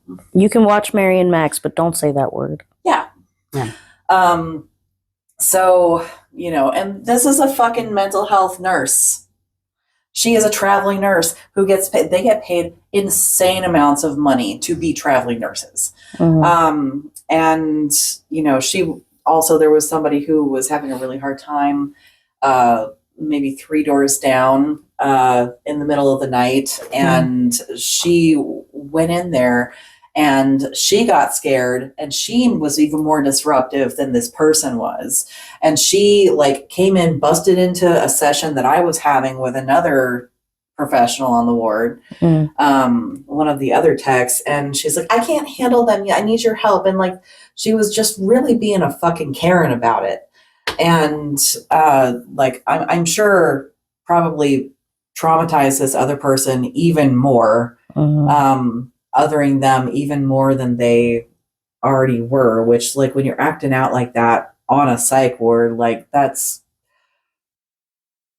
if you have any level of self-awareness at all, and I feel like a lot of people do when they're in that state, they just can't do anything about it. You already have to feel a little bit bad. You're present for it. Right. Unless you've blacked out, you're watching it happen. You know what I mean? Right. You're watching yourself do the things from your perspective. Yes. Yeah. And so, so she was hell. And then there was this other guy, I was allergic to fragrance. I still am allergic to fragrance. It's that was my question. Sorry. It's how'd you fix it? I didn't. I it's not as bad as it used to be, but I still almost always my throat's always a little bit closed up when I'm in public around people. Yeah. I always have Claritin fast melts on me, Yeah. So it's one of those things, but my tolerance has increased over the years. But that was close to when it was at its peak. And I don't know if it was aftershave or really strong laundry soap. I don't know what it was, but this guy, when he walked into the room, just I felt like that one scene of SpongeBob whenever he's in Sandy's bowl, and his eyes just kind of pucker and he becomes Shrivelly. like a dried up dish soap sponge. That's how I felt. Yeah. Immediately. And I would tell him, please, I can't, you're a nice enough guy, but you're making it so I can't breathe. Yeah. Please no. And that kind of stayed the same over the course of the whole thing. So that sucked. But but I was also in social services in Seattle. And I was well aware of how horrible some of my clients were treated at other hospitals. I heard some horror stories, and it's not that they were telling me horror stories. They were just telling me about their experience. And I was recognizing oh my God, nobody should ever do that. Why are they doing that? Holy shit. Oh my God. And so I'll tell you why they do it. It's because a lot of mean, selfish, egotistical, bad people become doctors of some sort, go into the medical field for the money. The power trip. And the power. To have power over people, that proximity to power. To get the fake adoration from my strangers God. and other people in their lives because, Mm-hmm. oh, you work in healthcare. Yeah. That's such a great job. You're such a good person. No, you're not. Yeah. No, you're not. You No. abuse people. You're torturing people. You're torturing people who are disadvantaged. Mhm. That's right. Burn in hell. Yep. The lowest of If the there low. was one. Yeah. Right. Healthcare teachers, educators, like Mhm. people who are, in altruistic professions are not 100% altruistic. Your job Yeah. doesn't make you a good person. I've had No. nurses who gave me an IV that felt like, an angel maybe kissed my skin and oops, there's a tooth. And then I've had nurses that jammed that shit in and made it felt like battery acid. And sometimes it's just a lack of knowledge or sometimes it's a lack of care. Sometimes And- it's just straight ego, dude. Mhm. and ego. And the whole, going back to talking about, not wanting to get tested, you didn't want to give them further tools to oppress you. That's You right. know yourself, you know what you're like. And there is a paper from the Yeah. University of Washington that says that self-diagnosis of autism is valid, and I will link that one in these show notes as well. I need to find that for ADHD because I know I have it. Yeah, I don't know about that, but I know that I mean, like they're different parts of the same spectrum. Yeah. We I have feel to like come you to could understand. self-diagose ADHD. Yeah. Just my unprofessional Like opinion. I knew Like you know me. yeah, you have ADHD. Thank you. Yeah, you're welcome. Did you give him the ADHD? Was it a gift? No. It's an STI. I was about to say, why You didn't I get it by get one? drinking out of my Sunkist can. I'm glad you said, okay. My word, my stars. Okay. I want to talk about some of your artistic and poetic influences and what you got going in the works. Oh, fuck. Well, right off the rip, Kurt Vonnegut, Okay. Kurt Vonnegut Jr., which is the Kurt Vonnegut that you're thinking of. He just was a junior, not really that important. The late great, really just beautiful writing. Probably my favorite author of all time. No, is my favorite author of all time, Kurt Vonnegut. God Bless You, Mr. Rosewater, The Sirens of Titan, Armageddon in retrospect, Cat's Cradle, dude.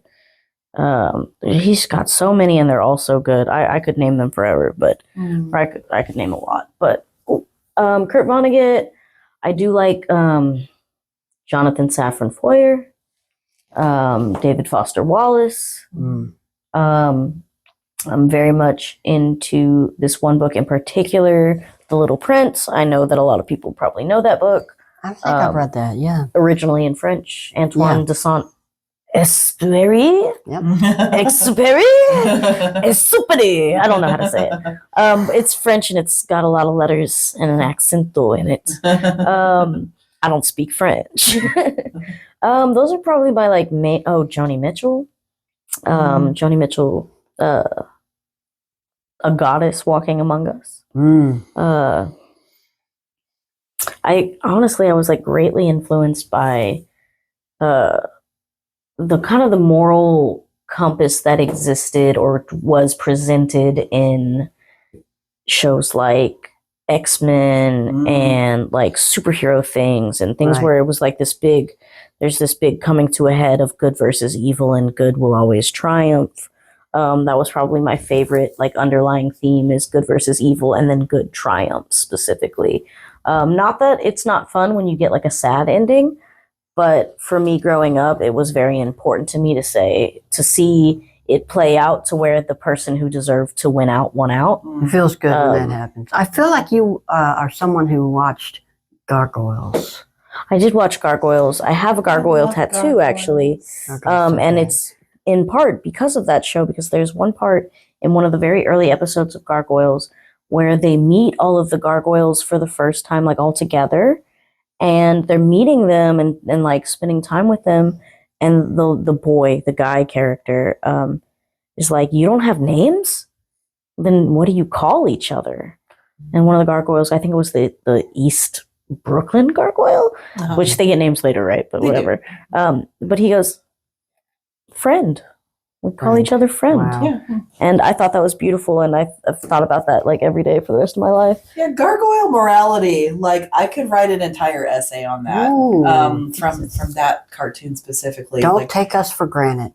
And I will say this, we went through periods of time where we did not have television at all. Oh, yeah. We went through periods of time where we had 25 channels. Yeah. Because Nickelodeon was 25, and we were children, and that was all we needed. So that was all we got. Yeah. And then eventually we got Channel 26, Disney Channel. I was like, there's more? And my mom was like, oh, honey, there's thousands. Oh, my Lord. And I didn't know any of this. And then finally we got DirecTV. I was like, oh, my God, there's so many channels.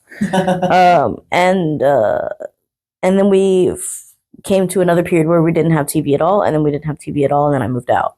And then even then, I still didn't watch a lot of TV on the television anymore. When I was in high school, I was super Hulock. I was one of them. I was really into Doctor Who. I was really into Supernatural was my big one. Right. Doctor Who would have been second. Sherlock would have been third. No offense, Sherlock. I thought it was pretty good. I really liked Sherlock for sure. I less liked the culture that surrounded all of those shows. Yeah, they got to be pretty toxic. Yes. And especially the Supernatural fandom. yes. And I do miss the art. I do miss all the fan art. I miss when you could just find so much talent from people because we all just love this thing, you know? I miss that part of the community. But those shows really influenced me in my adolescence. I still jump on Tumblr about once every week or two. I'm still on Tumblr, but not for like a personal blog. I write RP. All right. Yeah, and if you know, you know. Yeah. Harry Potter influenced me. Percy Jackson influenced me. Right. That's where my daughter, who is also trans, it's where she pulled her name from. It's Percy Jackson. My daughter's name is Percy. Oh, I love that. Yeah. I love that. I've never had a role model. There's never been a person in my life that I looked up to. Closest thing to ever come to that was Misha Collins because he does a lot of good charity things and he's just such a genuine human being. He's just a genuine human being. I'm really impressed with the fact that he'll go to like Tibet or somewhere and like take a vow of silence for a year and be gone. I'm super into that. When I was little, I really wanted to be a monk on a mountain in Tibet for some reason. Chilling, doing what monks do. That was really, and I think really that was just a big roundabout way of me saying I really would like for my life to fucking be peaceful for a second. Basically, leave me the fuck alone. Yeah, leave me. Get an amen. Yeah, like leave me. Like just Total let me opposite. be. Let me be because I'm letting you be. Yeah.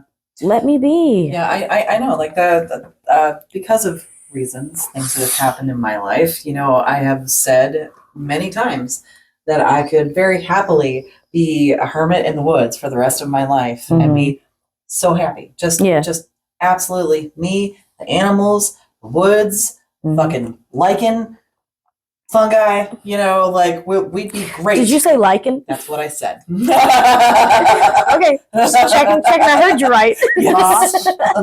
Yeah. Yep.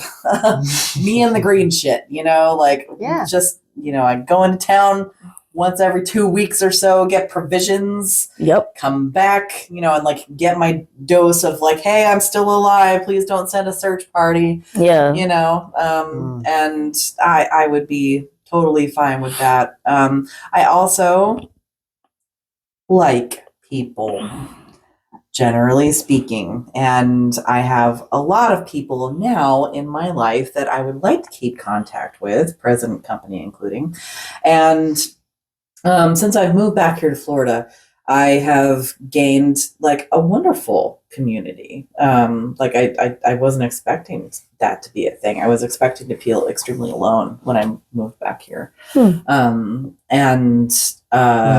you know, which was mostly my friend's fault, like in Seattle, because like everybody, when I told them that I was moving to Florida, they're like, that's where trans people go to die. That's a suicide mission. What's wrong with you? And I'm like, that's my home. Like, I'm fucking from there. And I'll be damned if fucking Ron DeSantis and Matt Gaetz are going to take it away from me. Like, oh, fuck you. I grew up there. Yeah. Like, those Spanish moss and live oaks and alligators and swamp creatures and shit, like, those are me too. Those are mine. Those aren't yours. And you don't get to say, this is how it is now, and all of you queers need to leave. Like, that's not how this works. You claim, you claim the best about where you, like, there's so many things about Alabama that I do love. I just know I could never live there again. And there were things about Texas that frustrated me. We're independent. We're not going to be on the national power grid. And then ERCOT go blackout after a microburst storm. Yeah. We're independently in the dark. We're still independent. You just can't see it. Lone Star State. Woo! Look, I'm a Texan transplant. I'm a Florida transplant. I don't feel like this would be a proper Noah interview without asking what or who is your favorite Pokemon? Because I know you. I almost brought a Pokemon plushie with me. So if you were going to bring a Pokemon plushie, can I do 6? Yes. Okay, out of my plushies, I would have brought my Entei, or my Horsey. I'm going to do 6 favorites, I guess. Scyther, Growlithe, who evolves into Arcanine. Mew and Entei are legendaries, so we'll leave them out for now. Okay. But those are my favorite legendaries. Teddy Ursa, who evolves into Ursa Ring, and then has a 3rd evolution that you can only evolve on the full moon. Whoa, Pretty I lit. didn't know about that. Yeah, it's a new That addition. sounds like a transmasculine. That's a bear Pokemon. That's a bear Pokemon. Along with the bear Pokemons, I also like Stuffle, which he just looks like a little teddy bear, and then he evolves into a bigger teddy bear. Yes. Who else is really good? Who did I like when I was little with Scyther and Growlithe? Who else is out there? There's so many good ones, dude. Houndoom and Houndour.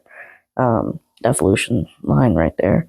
I think my starter... Oh, people are going to have opinions if I say a starter that I chose. That's okay. Let them. I like Magnemite. Okay. I like Magnemite. That's a good one. Who else do I like? Oh god, I could do this all day. This is my favorite game, actually. Just list Pokemon.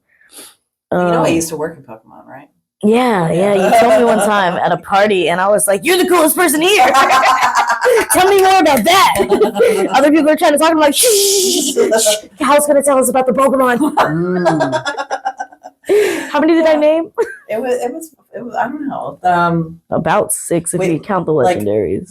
Like it depends on which ones we were counting and whether we were counting evolutions or not. If we were not counting evolutions or legendaries, I believe that you named 5. Okay. I get one more. Celebi, dude. Oh, okay. Oh Celebi, dude. Yeah, Entei, Celebi, Magby, not Magmar. Magmar is cool, but Magby is cute. You gotta have. This is not a team. Also, this is not like a team that I would go to the Elite Four with, of course. But yeah, those are my favorite Pokemon in this very moment, but not before or after this very moment. Right. That's okay. That's good. Yeah, That's valid. I'm always going to be a Mewtwo guy, and I feel for Cubone. yeah, Cubone's dope. Cubone has a crazy backstory. Backstory is wild. They're doing this thing now where they make certain Pokemon be the predator of another Pokemon, and then that Pokemon is the prey of the other Pokemon. Ooh. Yeah. Wow. Wow. It's been a while since I kept up. I think it's a Pokemon called Timber, and then it's like this metal crow bird-like Pokemon that I can't remember what they're called. Cool. But like they kind of look like a magpie almost, but they're like, so the Timbers, it's like, it looks like just a weird humanoid-ish, like it's bipedal or whatever, and it's got arms and it's got a hammer, and the metal hammer is the same, supposedly this is a theory, is the same metal that is in the wings of the bird Pokemon, and the bird Pokemon is meant to transport people, and so the Timber will shoot rocks into the sky with these giant hammers and knock them out of the sky and then take their metal and make more hammers. But then the bird Pokemon also, they don't like each other. They have this, it's like the laws of nature out there. Yeah. Like they're really like expanding. They've really expanded the Pokemon world. It's quite beautiful. And honestly, Pokemon Ultimate Journeys is fucking good. Watch it. It's on Netflix. Okay. Cool. So good. Just embrace Go. He will grow and learn and become better and become a good friend, and you'll love him just as much as you loved Ash, because I know I did. Yeah. Okay. I know I traded, like trading Pokemon card was currency in middle school. Dude, when So fairy type did Pokemon that. came out, that was a game changer. I remember trading cards. Oh, my friend Mackenzie, my best friend from summer camp. She was the daughter of the lady that ran the summer camp.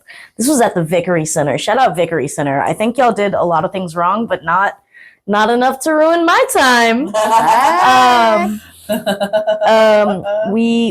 Pokemon cards was big. We were little. We were trading and all that. And my friend Mackenzie, whose parents just happened to buy her more Pokemon cards than my mom ever bought us.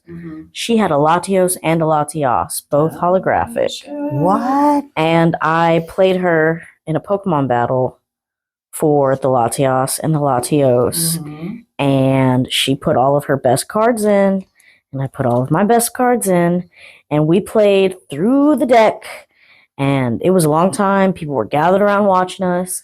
And I won with I had 2 Pokemon left to use, and she was down to her last card.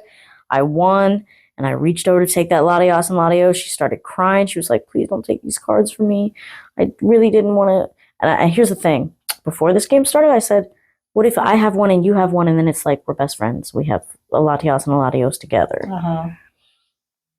She didn't want to do that. Wow. So I said, I'll play you for him. Played her for him, beat her. Took the card. She said, please don't take them from me. I said, I'll give you one. I'll have one. And then we'd be best friends. We each have one. And she said, no, please don't take the cards from me. I said, okay, I'm taking them both. And I took them, and I did that shit. I mean grilled her. I hope she learned a lesson that day. She should have took me up on my offer, I guess. I don't know. I mean, that's one of those things. I feel like that's like a violation of girl code, but the mask in me is like, a bet's a bet. Honor your word. You shouldn't have shook on it. Yeah. Don't write a check with your mouth that your fist can't cash. All that shit. That's how I felt about it. Really, on the inside, I was like, you lost. Right. You should have played hard. You should have had better cards in there. Now you have 2 less good cards. But also, fuck the cards. That, the whole reason The sentiment was ignored. The sentiment was rejected. Right. The whole reason we do all this shit with Pokemon cards, well, most of us anyway, is to connect with people, right? Right. To socialize, share and trade and shit like that. And, if somebody makes an overture to you, that one they didn't have to make, and you just say, no, I want everything. When the option is either nothing or half. Yeah. And you don't deserve the half. Yeah. But somebody's trying to be good to you. Yeah. Unfortunately, a lot of compromises. I want everything. I'll give you nothing. Yeah. Maybe something? Okay. Yeah, there's a lot of give me, and no give back. And that is not to be construed with, misconstrued rather, with people asking us to compromise on our humanity. That's right. Yeah. Because I know that there will be some asshole on the internet out there like, well, y'all won't compromise on gay rights or nothing. I'm like, absolutely no, fuck not. I'll die on this hill. I'll drag your body up there, and I'll bury you there. It's like there you go. Your boundary can't be that I'm not allowed to have boundaries. That's not how that works. Right. You don't get to say, well, I'm offended that you're offended. That's not how that works. Let's address one thing at a time here. Like, you don't, I don't know. Too many people jump at this chance to be like, no, I'm the most marginalized. I'm the one that's got it the worst. And it's like, there's bad all around. Stop that. There is. Stop that. That would, solidarity. We need fucking solidarity is what we need. Yeah. Like everybody is a part of, well, not everybody, many people are a part of several marginalized communities. Mm-hmm. And all of those marginalized communities have differences and they all have similarities. And we need to learn to respect the differences, and that's something you might not ever experience, or definitely won't ever experience, depending on what it is. But that we all have humanity, we all deserve to be able to share space with everybody else and get married or not, as it were, or have babies or not, as it were,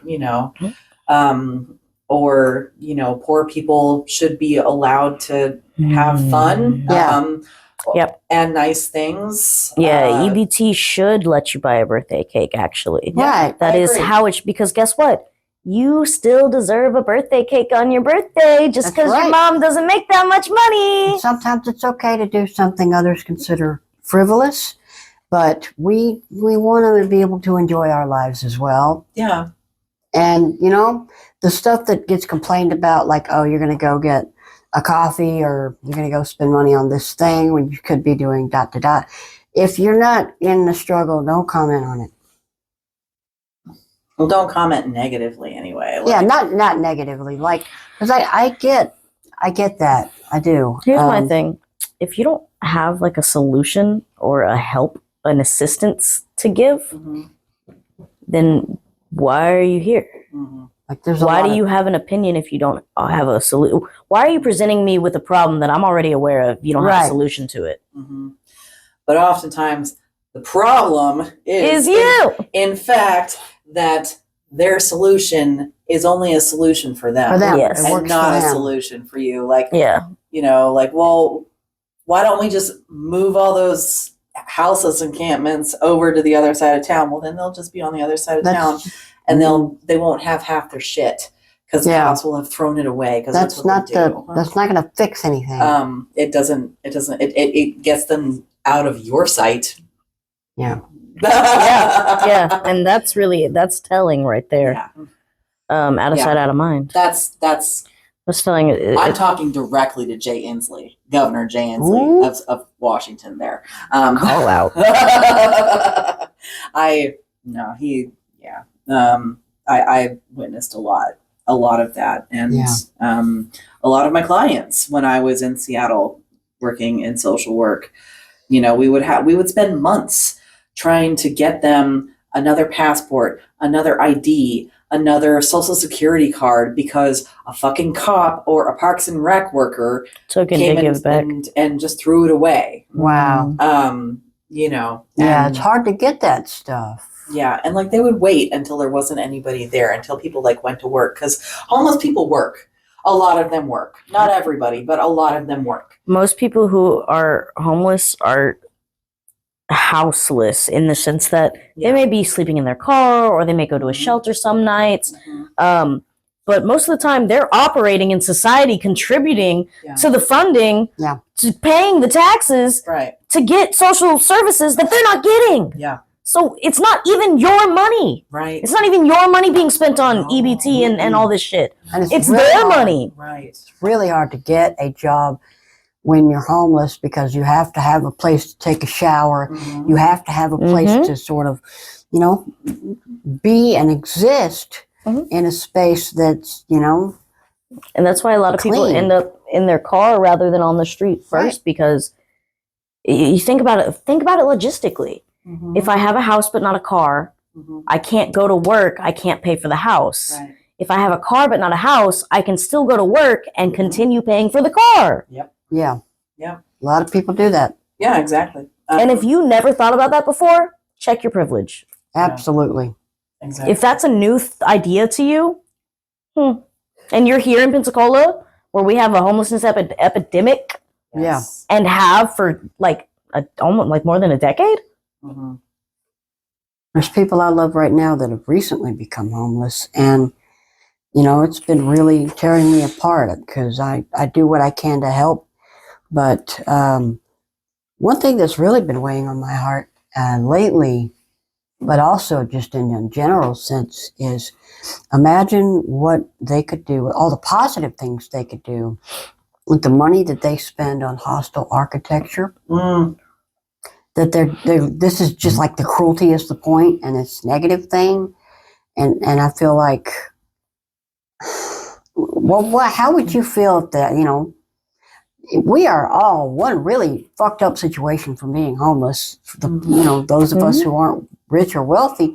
It's like, how would you feel if like your mom had, needed somewhere to sleep, didn't have anywhere to live, and you weren't in the same state, or you weren't able to help? Like, And on that point, ethics. In our link tree, which is, again, will be in the show notes, we have a link to another link tree, and that has a whole bunch of links to different GoFundMes, different causes that you can donate to, follow.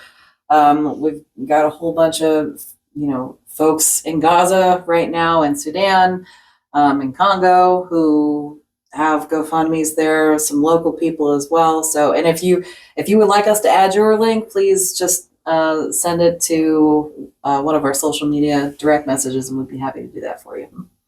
But please check that out if you can. Spread it around. Yeah. It's good stuff. Good stuff. Hell yeah. Mm-hmm. Speaking of which, there's a lot of really fucked up stuff going on, and this episode will not air until November. Oh boy. So so the things that we're talking about right now won't be, well, I mean, they'll still be relevant, but they won't be as current as they are right at that moment. But we're recording this episode the day after the death, the killing of Marcellus Williams, and after 2 days after another incident with a young black man on a college campus where he had a slur carved into his chest. We're in a really shitty space right now as a country, as a people. And these aren't things that our politics can fix. Yeah. These are things that we have to fix in our own communities first.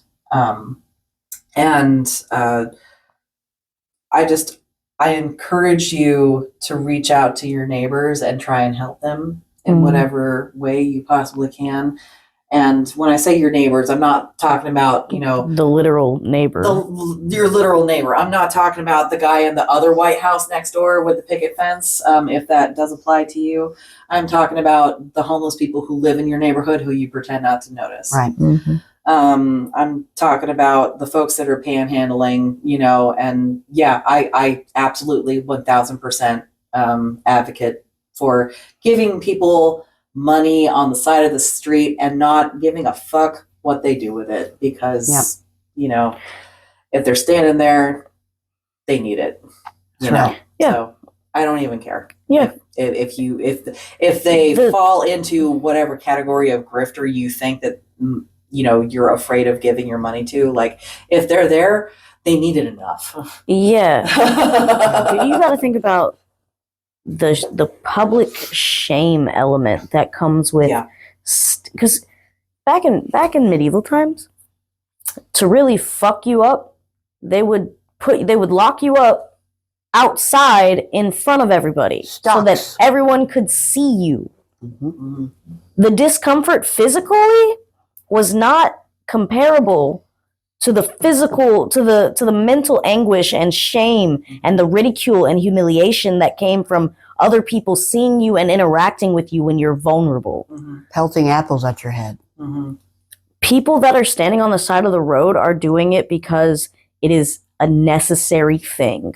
They're not doing it because when you drive away, they're going to pull off their wig, put on a suit, jump into their Cadillac, and like drive back to their mansion with the $5 you gave them. No, it's not a long con. Or the half-eaten roll that you decided to toss to them. Yeah, you know, like they're not there scamming you. no. Right. The odds of that are astronomical. Yeah. Wouldn't it just be simpler to be a good person and not give a shit who you give your money to if you see somebody in a situation like that? And for the folks, and I've said this before and I'll say it again, for the folks who think that these issues and other issues, that we can somehow fix capitalism or make capitalism, you know, more user-friendly or basically care more, if the system's functioning as intended, and the thing is, you gotta throw the baby out with the bathwater, because in this case, don't actually throw babies out, please. no, please don't throw babies out and all that, and don't throw bathwater on people. But what we need is a complete upheaval of that system, because that system cares about profit and not people's lives. And if that's not evident to you at this point, your head's in the sand. Here's my argument. You're so upset about what they're going to do with the money, but I don't see you buying a blanket and giving them a blanket. Yeah. I don't see you buying water bottles and giving them water bottles. That's right. The same people So it's disingenuous. It's disingenuous for you to say, oh, well, they could spend that money on beer. You're not getting them. You're going to spend it on beer. Yeah, exactly. You spend it on drugs. You spend it on beer. You spend it on whatever the fuck. Eating out. You spend money on all kinds of shit. And just because you're the one that earned it, like, you're lucky to have had that privilege to earn that much money, to have disposable income. Not everyone has that opportunity. And I know that I get a lot of pushback when I say stuff like that, but bar none, you know, like, not everyone, like, there will be people that just cannot do what you do, that have not been given the opportunities to have the proximity to power that you have, to have the job and the stability that you have, to be able to support yourself in such a way that you have the ability to look down on other people. I was homeless the year I graduated high school. I had a graduation party at a Highways and Hedges, where people, and this is in Alabama, this is where people would go who, if they were homeless and had nowhere to go, and people who were trying to get off drugs. But the problem was that there were a lot of people preaching certain things and then not doing it, and they were still doing that. And you know what? That's, you know, I had a value judgment about that back then. I'm much more, I think, compassionate now. But the point of the matter is that for those of you who know me and love me, I want to tell you that without the support of a great many people throughout my life, of people who love me and people who have given to me selflessly, I would be homeless today. I do not make enough to pay rent in any state in this country. I'm on SSI. I've got food stamps, and that's it. I can't work. And the other thing that I want to hinge on that is, we're all, you know, those of us who are able-bodied, and we're all you're clinging on to that for a very short time, because eventually the body breaks down anyway. And those of you who think, oh, homelessness could never happen to me, if you're lucky enough to make that the case, make sure that you're doing something for those who are on the streets and have nothing. When I was an odd, I mentioned this in past episodes, but I was an odd fellow in Dallas. It's a fraternal organization. Randy and I were third-degree odd fellows, and we would make blessing bags. These are things that the homeless could use: non-perishables, socks, tampons, bottled water, and we would keep them in our cars and then hand them out when Little we care saw someone package. in need. Nail clippers and can openers. Yeah, all Deodorant. Yeah. that stuff. And they're very cheap and inexpensive to put together. We made a big party Floss of it. sticks. If you can hand out nothing else, hand out floss sticks. Yeah. Mm. It's more likely that you could one day be in that situation, and many of you have already faced that. And if you're still treating these folks with derision, I think maybe you've lost your way. Mm-hmm. Yeah. I was actually homeless while I was a social worker in Seattle. Yeah, dude. Like, Wow. I was homeless. I worked 3 jobs. Yeah. Yeah. Got to. Mm-hmm. Yeah, exactly. So, like, you don't know You don't know the life that person has lived. what is on the other side of that coin. And if, you see someone out there and you think, well, they're being loud, they're being da-da-da, they're being crazy. They don't have access. A lot of these folks don't have access to mental health services. And so maybe they once did, and then they became homeless, and things start to cascade. And it seems like every day just is the same or gets worse and worse. And honestly, I can't say that I wouldn't go a bit crazy if I was homeless on the street for that long. That's what I was going to say. Is like, imagine being stuck in public for the rest of your life. Right. Like, the situation has a way of making you into the stereotype that it uses against you, that the general public uses against you to keep you in that situation. Yeah. And it's almost like being homeless is the smaller problem compared to the way the rest of the world is handling. Right. Or not handling it. Yeah. And I want to challenge everyone who's watching, period, everyone who can see this or who can hear the sound of my voice. I want to challenge you to be that person that Mr. Rogers knew you could be. It's as simple as that. Mm-hmm. Yeah, and if you want to get a fix of like Mr. Rogers-esque right now, go and check out Steve. Steve, I love Steve. He used to be on Blue's Clues, who's on TikTok now. He's just...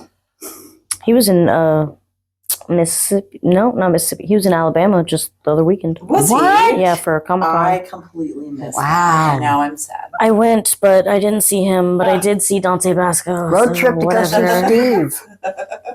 Yeah, I would do that. I'm gonna go see Melissa Etheridge. I'm so jealous. And Jewel on Saturday. I was stuck singing her at karaoke, but you're actually going to be in the presence of the great Melissa Etheridge. I will, which is really nice because Melissa Etheridge and Ellen DeGeneres, and Oh, How Far They've Fallen, were the only queer representation I had when I was growing up here in the panhandle of Florida. So, like, I'm just happy that she's still out singing and, all that. And, yeah, so getting ready for my little birthday romp there. It'll be fun. Head over to Mississippi. Yeah. I remember the day I got to see Queen with Adam Lambert. I was in my Freddie Mercury outfit. It was great. It was absolutely That's so lit. incredible. Yeah. So lit. Oh, Adam Lambert is doing Freddie proud. He's been with them for years now. I somehow didn't know that. Yeah. Like it's 2 of the original guys. TIL. Yeah. The bassist, John Deacon, he's been retired. He, with his wife and family and his kids and probably grandkids at this point. But Roger Taylor's still rocking out. Brian May's still rocking out in the spirit of Freddie. And Queen's one of my all-time favorite bands. And if you know me, you know Freddie Mercury's my favorite human who ever lived. And He's that got was a a Freddie treat. Mercury That was a rubber treat. ducky. I've got a Freddie Mercury rubber ducky. I've got a picture of him above my recliner like he's the Pope. And I got a tattoo of him. He might as well be in this house. Hey, listen, if I did believe in if I wanted to start a cult or a religion, Freddie Mercury is my deity. Okay? Nice. Awesome. I just want to thank y'all for hanging in with us and while we're rocking and rambling, and I hope you learned something. I hope you felt something. I hope you laughed. I hope you, I hope you come away as someone who, if you're not already a better human, you want to be one. I challenge you to be that person that you know you can be. Not that we're paragons of humanity, but we've met some. No, absolutely not. And I'm an absolutely flawed mess of a human being, but I'm loved, I'm worthy, and I'm enough, and you are too. Anybody want to end with a poem? Yo, yeah. Yeah? Noah? Yeah. Yeah. Can we didn't talk about my rats. We didn't talk about you. Okay, So Noah has rats, and she has one. I have 2 rats, Lilac and Lotus. And Lilac Lilac just mates. had surgery and came through successfully. I didn't know that. Yeah, Lilac had a tumor. I first noticed it was like a little bump on her side. And I was like, what is that? What is that? And she's scurrying away from me because I'm like really getting in her face. And I was like, show it to me right now. I take her in. They look at it, they touch it, they squish it, and they're like, oh, she's probably not in any pain. I was like, great. What do we do? And they were like, well, you could leave it and then it'll get really, really big, or you could remove it and then there's no guarantee that another one might not grow back. And I was like, okay, well, let's remove it, because I looked on Google Images at rat tumors and they look awful. So let's remove it. So we removed it. I was super nervous. I was super upset. I was like crying the day before. I had to get her into the carrier, take her, and she's so small. They're so small and fragile. And then she was going to go under anesthesia, and it had gotten bigger in the time between when I first took her in and when the surgery was. And so I was worried that they were just going to come back and be like, hey, we just looked at her and it's too big. But that wasn't the case. They took her in. They did the surgery. They called me. They said around 3:00. They called me at like 1, and so I was a little nervous at the early call. But they're like, "She's doing fine. Everything's fine." I took her home. I've been giving her medicine orally, and that has been a struggle. But we've really made some progress. I've been like updating my friends in our Discord as we go, but like as if I'm at war with Lilac, and so I'm just like, day 3 day 3, medicine administered at 7:30 a.m. no escapes, time elapsed 10 minutes. That's just scientific observation right there. Yeah, and so she's got this gnarly scar. I want to tell everyone she got bit by a shark. They're not going to believe me, but it'll be fun to say. Maybe and her side is all shaved where the scar is, so she's got this funky like patch of bald spot, really. She looks like she's seen some shit now. Yeah. She's a trooper. She's like, you see this? 2024. I had to keep them in separate cages because they'll groom each other. And the stitches will dissolve on their own, but like just today, I was so happy because we're out of the first medicine, which she had to take until it was gone. And now we just have a couple more days on the other medication. And just today, she was climbing on top of the cage and over around the top of the cage and down the side again. And that's how she was when I first got her. She would climb up and down wonderful. and run around. And so she's been doing that more today. And so she's really come back to her little personality now. Oh, I'm so glad. So happy to hear She's my little escape artist. And you know what else? She's really getting used to being handled because I've had to handle her so much to give her the medicine. So like just last night when I came home, she stuck her little face up to the bars of the cage. And I went, "Hey, Lilac," and I reached out. She didn't try to bite me, which was odd. And so I went further and I just stroked straight down her face, and little rat brain, she just went. And I was like, oh, you're not scared. It was beautiful. It was a beauuful moment. I am so happy for you. Yeah. That's a wonderful moment. Yeah. One time I pet sit. I used to have a pet sitting business in Seattle, and I pet sit for this one little like wiener dog like mix, and also his half sibling, a hamster, downstairs. And like I would go down and feed the hamster.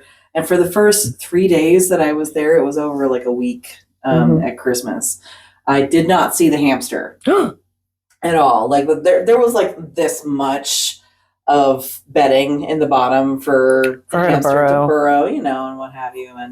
And so I was like, it's fine. I'm new. She doesn't know me. It's fine. It's fine. I'm not going to have to tell these people that their hamster is gone. Everything is fine. And, you know, after that, she peeked her head out whenever she realized, you know, like, I am the food giver. Yes.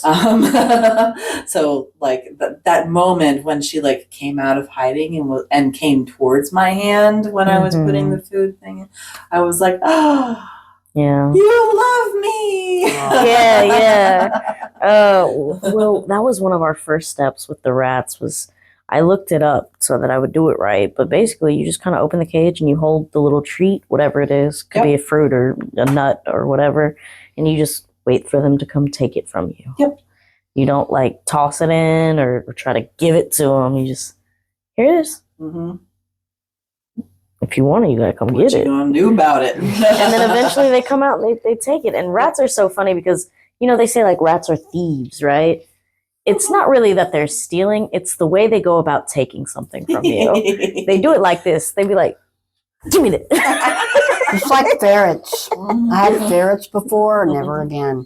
They would bore holes in the couch and burrow. They were very musky and gross. Yeah. They'd have like ferrets need grab baths. every little piece of Cheerio and little thing off the carpet and bring it back to their burrow in the couch. Mike and Ike. R.I.P. Mike and Ike.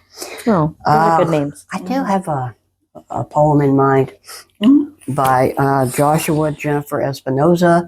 I discovered this poem like a year or so ago, and it's called The Moon is Trans. And so I wanted to see if, because I remember talking to you about it. You guys, what do you guys think about reading that one for tonight? Sure. All right. Now, I'm not trans, but you are, so if you want to read it, let me know. And also, gender fluid does fall within the trans umbrella. Oh, yeah. Interesting. So I learned a word. That's awesome. It's related, I promise. Demi boy. Is that controversial? No, not at all. My youngest is a demi boy. Okay. Demi. Okay, yeah. So that's what I've been considering lately as a word. Yeah, that sounds, as what you have described, that sounds fitting. Okay. To me. Cool. Yeah. Thank you for You're validation. welcome. Absolutely. Yeah. Hell yeah. All right. This poem's called The Moon is Trans by Joshua Jennifer Espinoza. Shout out to them. Amazing poet. I want to get right into it. The moon is trans. From this moment forward, the moon is trans. You don't get to write about the moon anymore unless you respect that. You don't get to talk to the moon anymore unless you use her correct pronouns. You don't get to send men to the moon anymore unless their job is to bow down before her and apologize for the sins of the earth. She is waiting for you, pulling at you softly, telling you to shut the fuck up already, please. Scientists theorize the moon was once a part of the earth that broke off when another planet struck it. Eve came from Adam's rib, etc. Do you believe in the power of not listening to the inside of your own head? I believe in the power of you not listening to the inside of your own head. This is all upside down. We should be talking about the ways that blood is similar to the part of outer space between the earth and the moon, but we're busy drawing it instead. The moon is often described as dead, although she is very much alive. The moon has not known the feeling of not wanting to be dead for any extended period of time in all of her existence, but she is not delicate and she is not weak. She is constantly moving away from you the only way she can. She never turns her face from you because of what you might do. She will outlive everything you know. That's I love that The Moon is Trans. That's very good. Fabulous poem, really. I like that a lot. Hell yeah. Noah, you going? Yes. Awesome. Yee, y'all are in for a treat. Does it have to be my own? No? It's gonna be my own. You know, I finished that poem about Waffle House. Yeah. Oh yeah. I'm so happy for you. We should go to Waffle House after this. We should. That's a good idea. Mm-hmm. Which I actually one? might have a date. I don't Very want it to be cool. too long. And also, I ate a lot of pizza on my way here. Oh yeah. Yeah, I stopped and had lunch with a friend of mine at a pizza place up in Crestview in the middle of work today, and she's going out of town, so she's like, "Here, you take the rest of it home with you." Oh. And so, like, I just brought the box with me.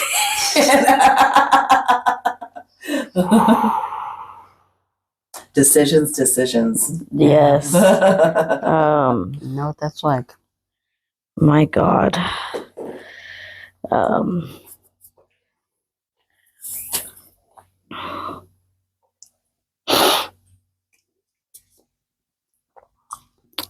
Ooh, I've written so many poems. Yeah. Can I do one about being crazy, I think? Yeah. I think that fits in a lot with what we've been talking about tonight. Yeah. Specifically. So yeah. I have this one, which is long. Okay, so I have schizotypal, sounds like a schizotypo.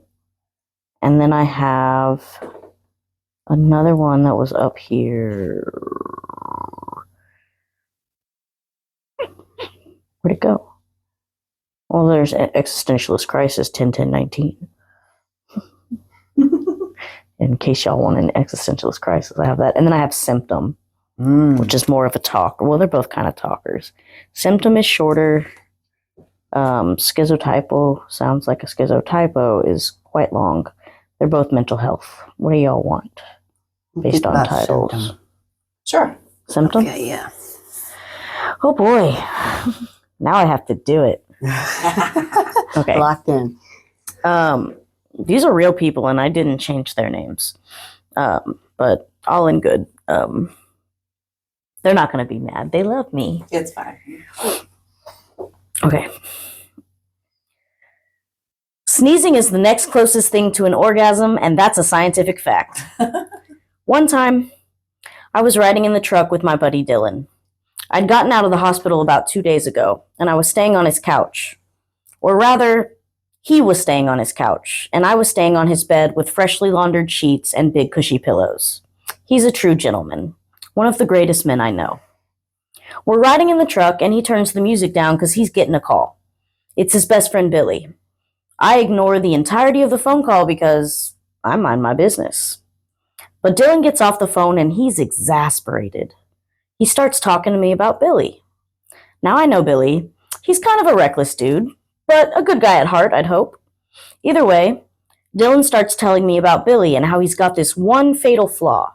He's got this one bad habit that he repeats over and over and over again. And Dylan, well, he's tired of it. I'm sorry, I interject. Are you talking about me? What? No, I'm talking about Billy. Dylan explains, suddenly very patient in tone. Because my buddy Dylan, he doesn't talk to women just any kind of way.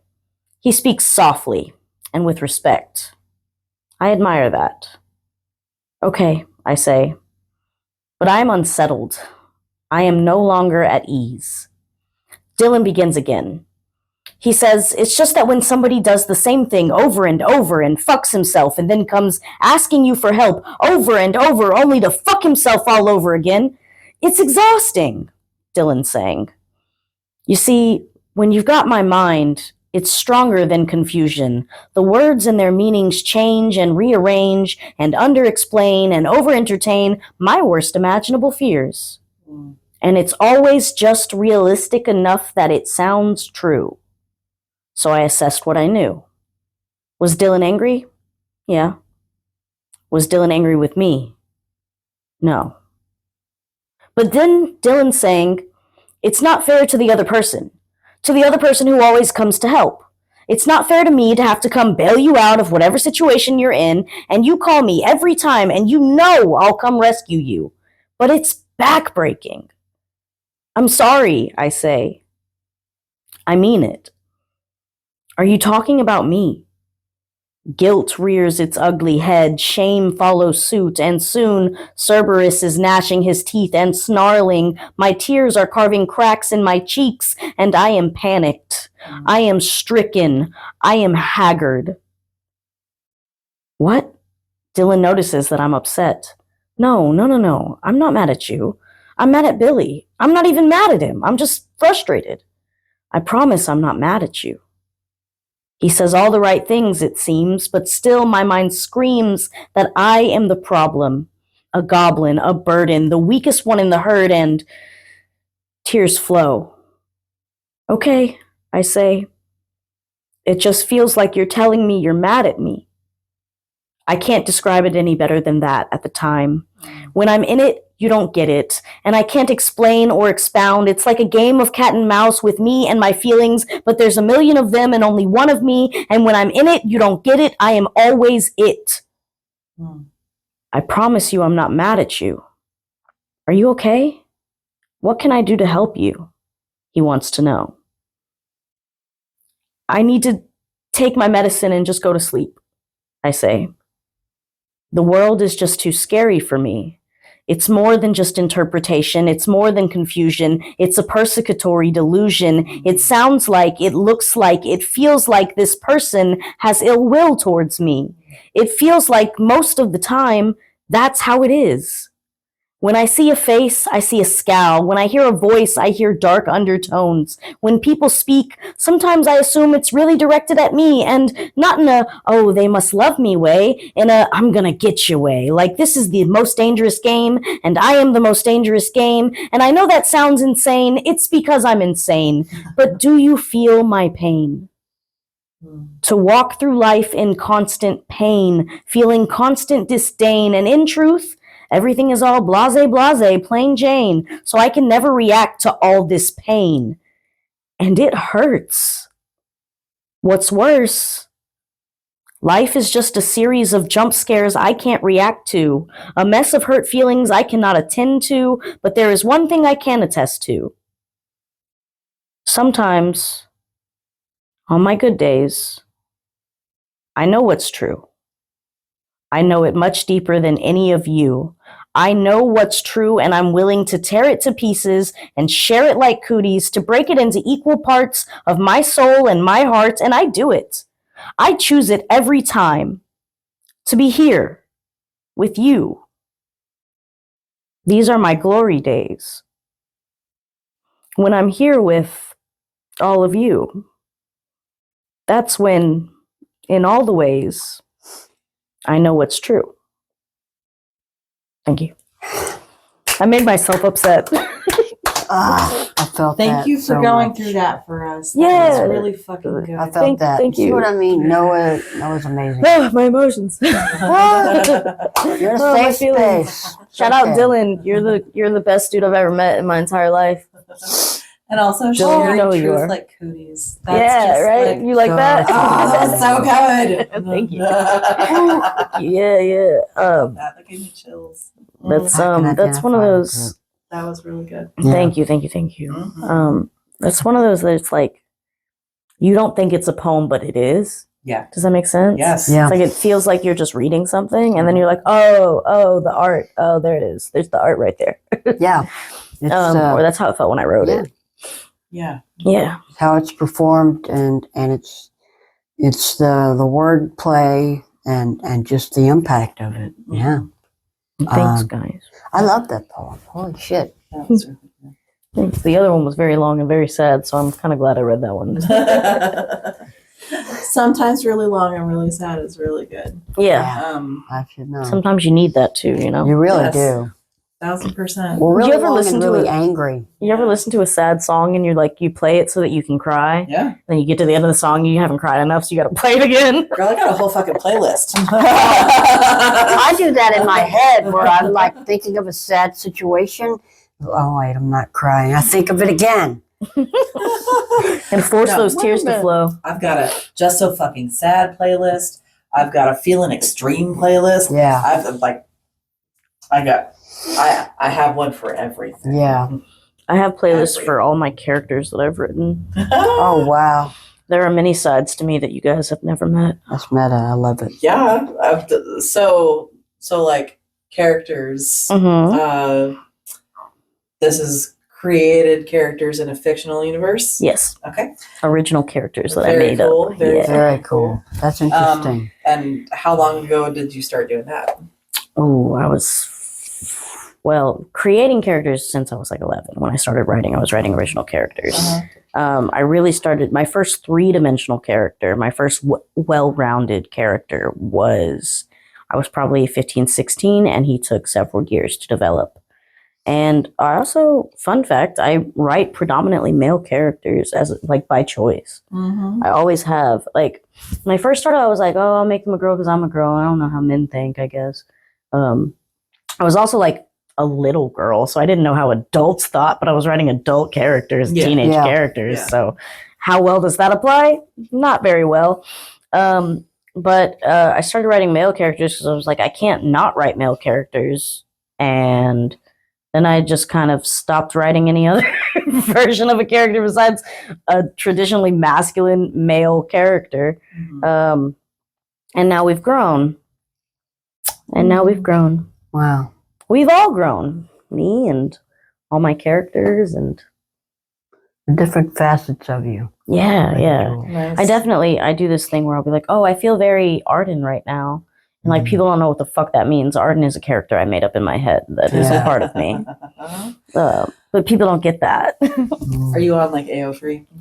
No, I do it on Tumblr and I do it on Discord. Discord is where RP is at these days. Mm-hmm. Discord, and if you look on Discord is how you find Discord RPs for those of you that are wanting to get back into it. All right. If you miss it, it's still there. It's just on Discord, which is kind of more fun. Yeah. To be honest, it's kind of a better. I've been hanging out on Discord a little bit more recently, so just joined. Okay. Still figuring it out. Hey, we got a couple. It's pretty fun. Okay. I know some admins. Send me a link. I'll send you an invite link. Yes. Like your language is so difficult for me. This language? Yes. English? Yes. What other language do you speak? None. That's not true, actually. I speak a little bit of Turkish. I speak a little bit of Spanish. I speak a little bit. Okay. French. More Turkish and Spanish than anything. That's cool. I speak metaphor as well as English. I speak. But English is hard and it sucks. So yeah, I speak Portuguese and English. I used to know just enough Portuguese, Brazilian Portuguese. Hey, that's mine. Specifically, because I had I worked in the restaurant business for like 10 years, and oh, that's fun. Yeah. Were you back of the house, front of the house? I guess. That's the worst one. Yeah.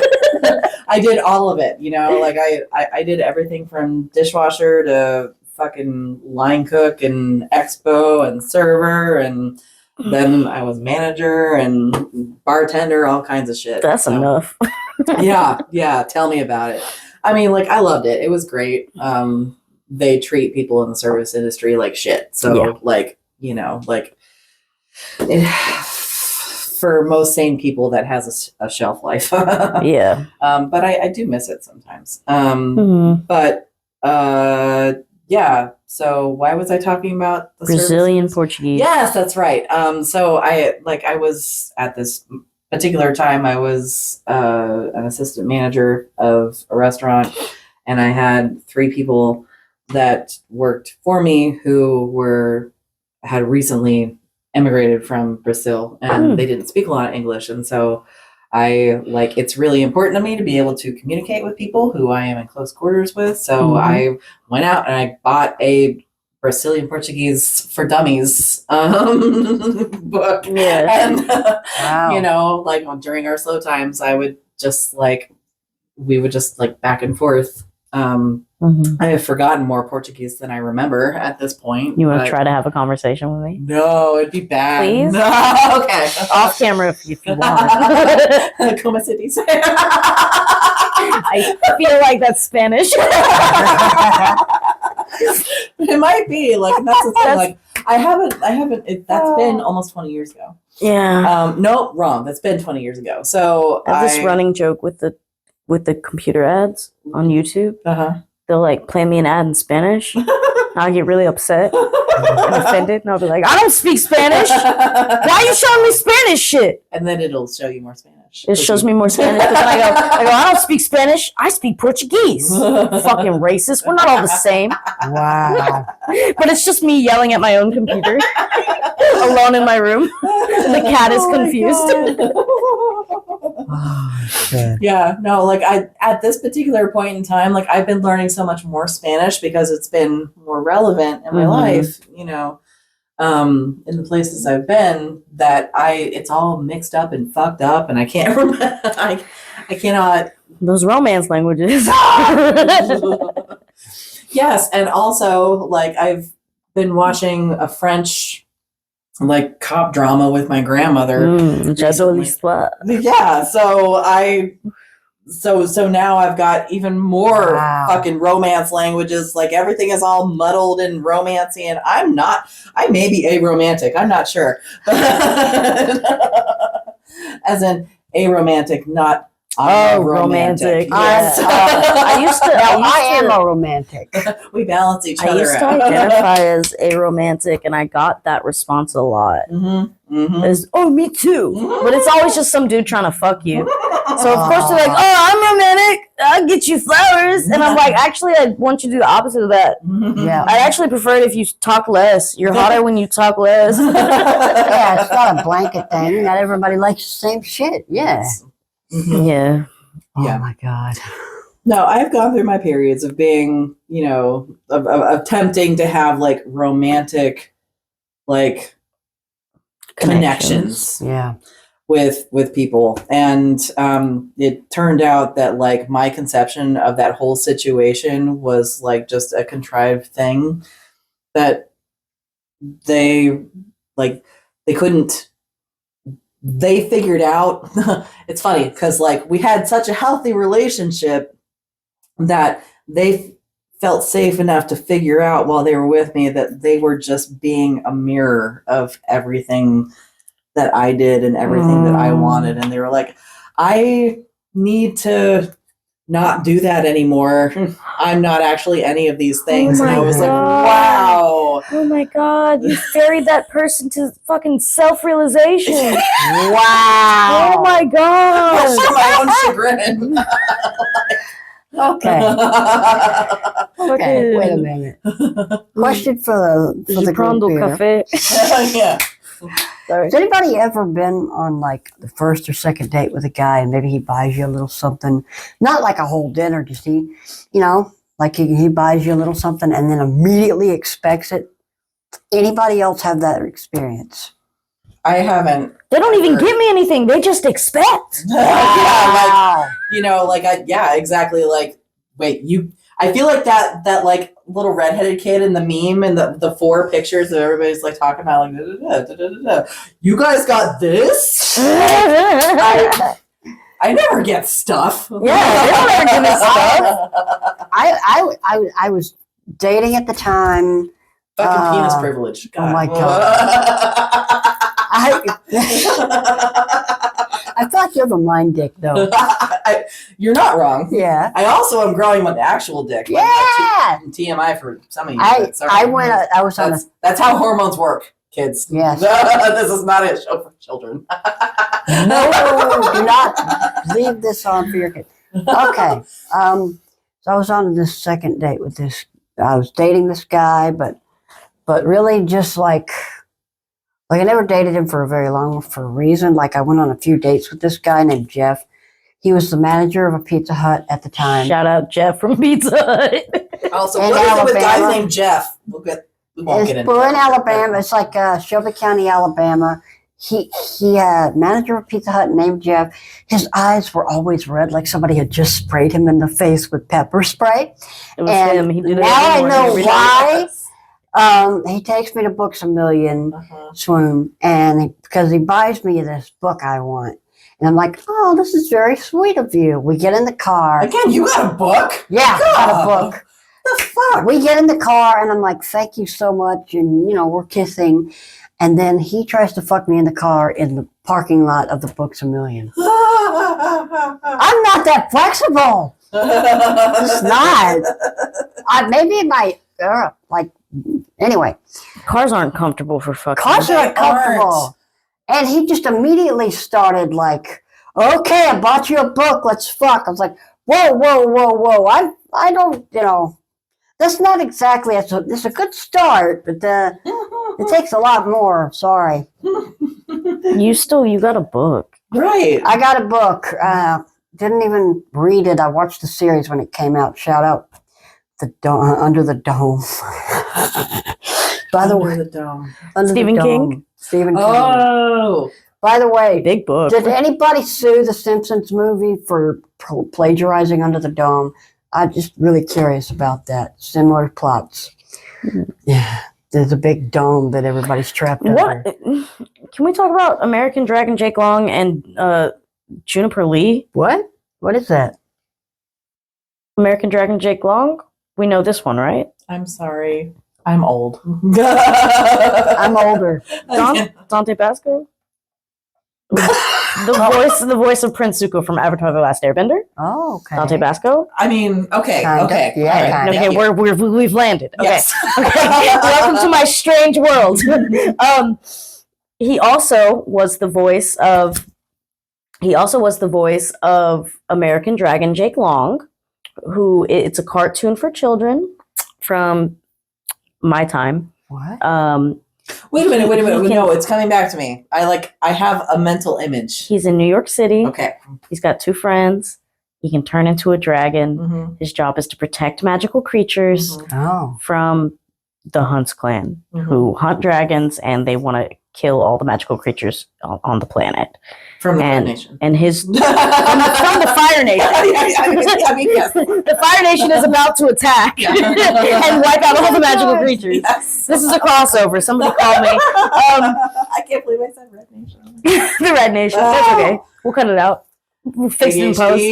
Fix it in post. Yes. Okay. So he has a dog. He has the family dog talks, but only the magic side of his family know about the talking dog. The human side, his dad's totally human and doesn't know any of the magic stuff going on. And so, but the rest of the family is magic and they know. And yeah, he's got a sidekick that's a talking dog. He protects magical creatures. He has magical powers, and he's also a child that has to keep it a secret. Juniper Lee. She has a talking dog. She's magic. She's got to keep it a secret from someone in her family. And her job is to protect the people in her city that are magic from the big bad in her show. And it's the same thing, down to the fact that they're both first generation Asian American main characters. Wow. So my kids is half the reason why I know half the shit that I know about pop culture, because otherwise. Oh yeah, they introduce you to stuff. North It's the pop culture segment of the podcast. North Star is the first confirmed canon gay character in the Marvel universe. Yes, he dates Colossus. He's Canadian. Why do I know? I know that because I love queer comic characters. And then another fun fact, Black Manta is the first confirmed autistic character in the DC universe. Are you serious? Yeah, Black Manta is autistic. Wow. Black Manta's on the spectrum. That's representation is important. Black Manta is also my favorite villain, and I will defeat you in Injustice as Black Manta, and you will feel ashamed. Wow. You're absolutely right. Wow. Yeah, for sure. All right, everybody. How are we feeling? We end every episode with a particular phrase. We love you and we're sorry. Shout out, Sad Boys. And we're sorry. We're If very you're sorry. still here for the So ride, sorry. we super fucking appreciate you. I don't know why I popped off that fast about North Star. Yes, I do. But I want to thank you for joining us here at the Bear Cave Podcast. I am James Barrett Rodehaver, Bear the Poet. My pronouns are he, him, and I love you. And I am Cal, and I love you too. And I'm so glad that you listened to us ramble for so long. So very long. This is a new record for us. I'm so proud of you Thank you guys. for joining us. I'm Noah. long-winded. Same. In good company. In good company. Yes. All right. Coming to you from Pensacola, Florida. Have a great night. Bye, folks. We're out. We're off. That's a wrap. This has been an episode of The Bear Cave, Queer Poetics for Revolutionaries. Coming to you from the swamplands we all love, known as Pensacola, Florida, the historic lands of the Choctaw and Pensacola Muskogee indigenous people. We honor them and this land. We're so thrilled to have you make it this far, and we hope you'll join us again. Please make sure to like, follow, and subscribe to us on YouTube, TikTok, Instagram, and Facebook, wherever you get your podcasts. If you would like to support us or any of the artists, organizations, or businesses mentioned in this or any episode, please check out our link tree available in the show notes. And until next time.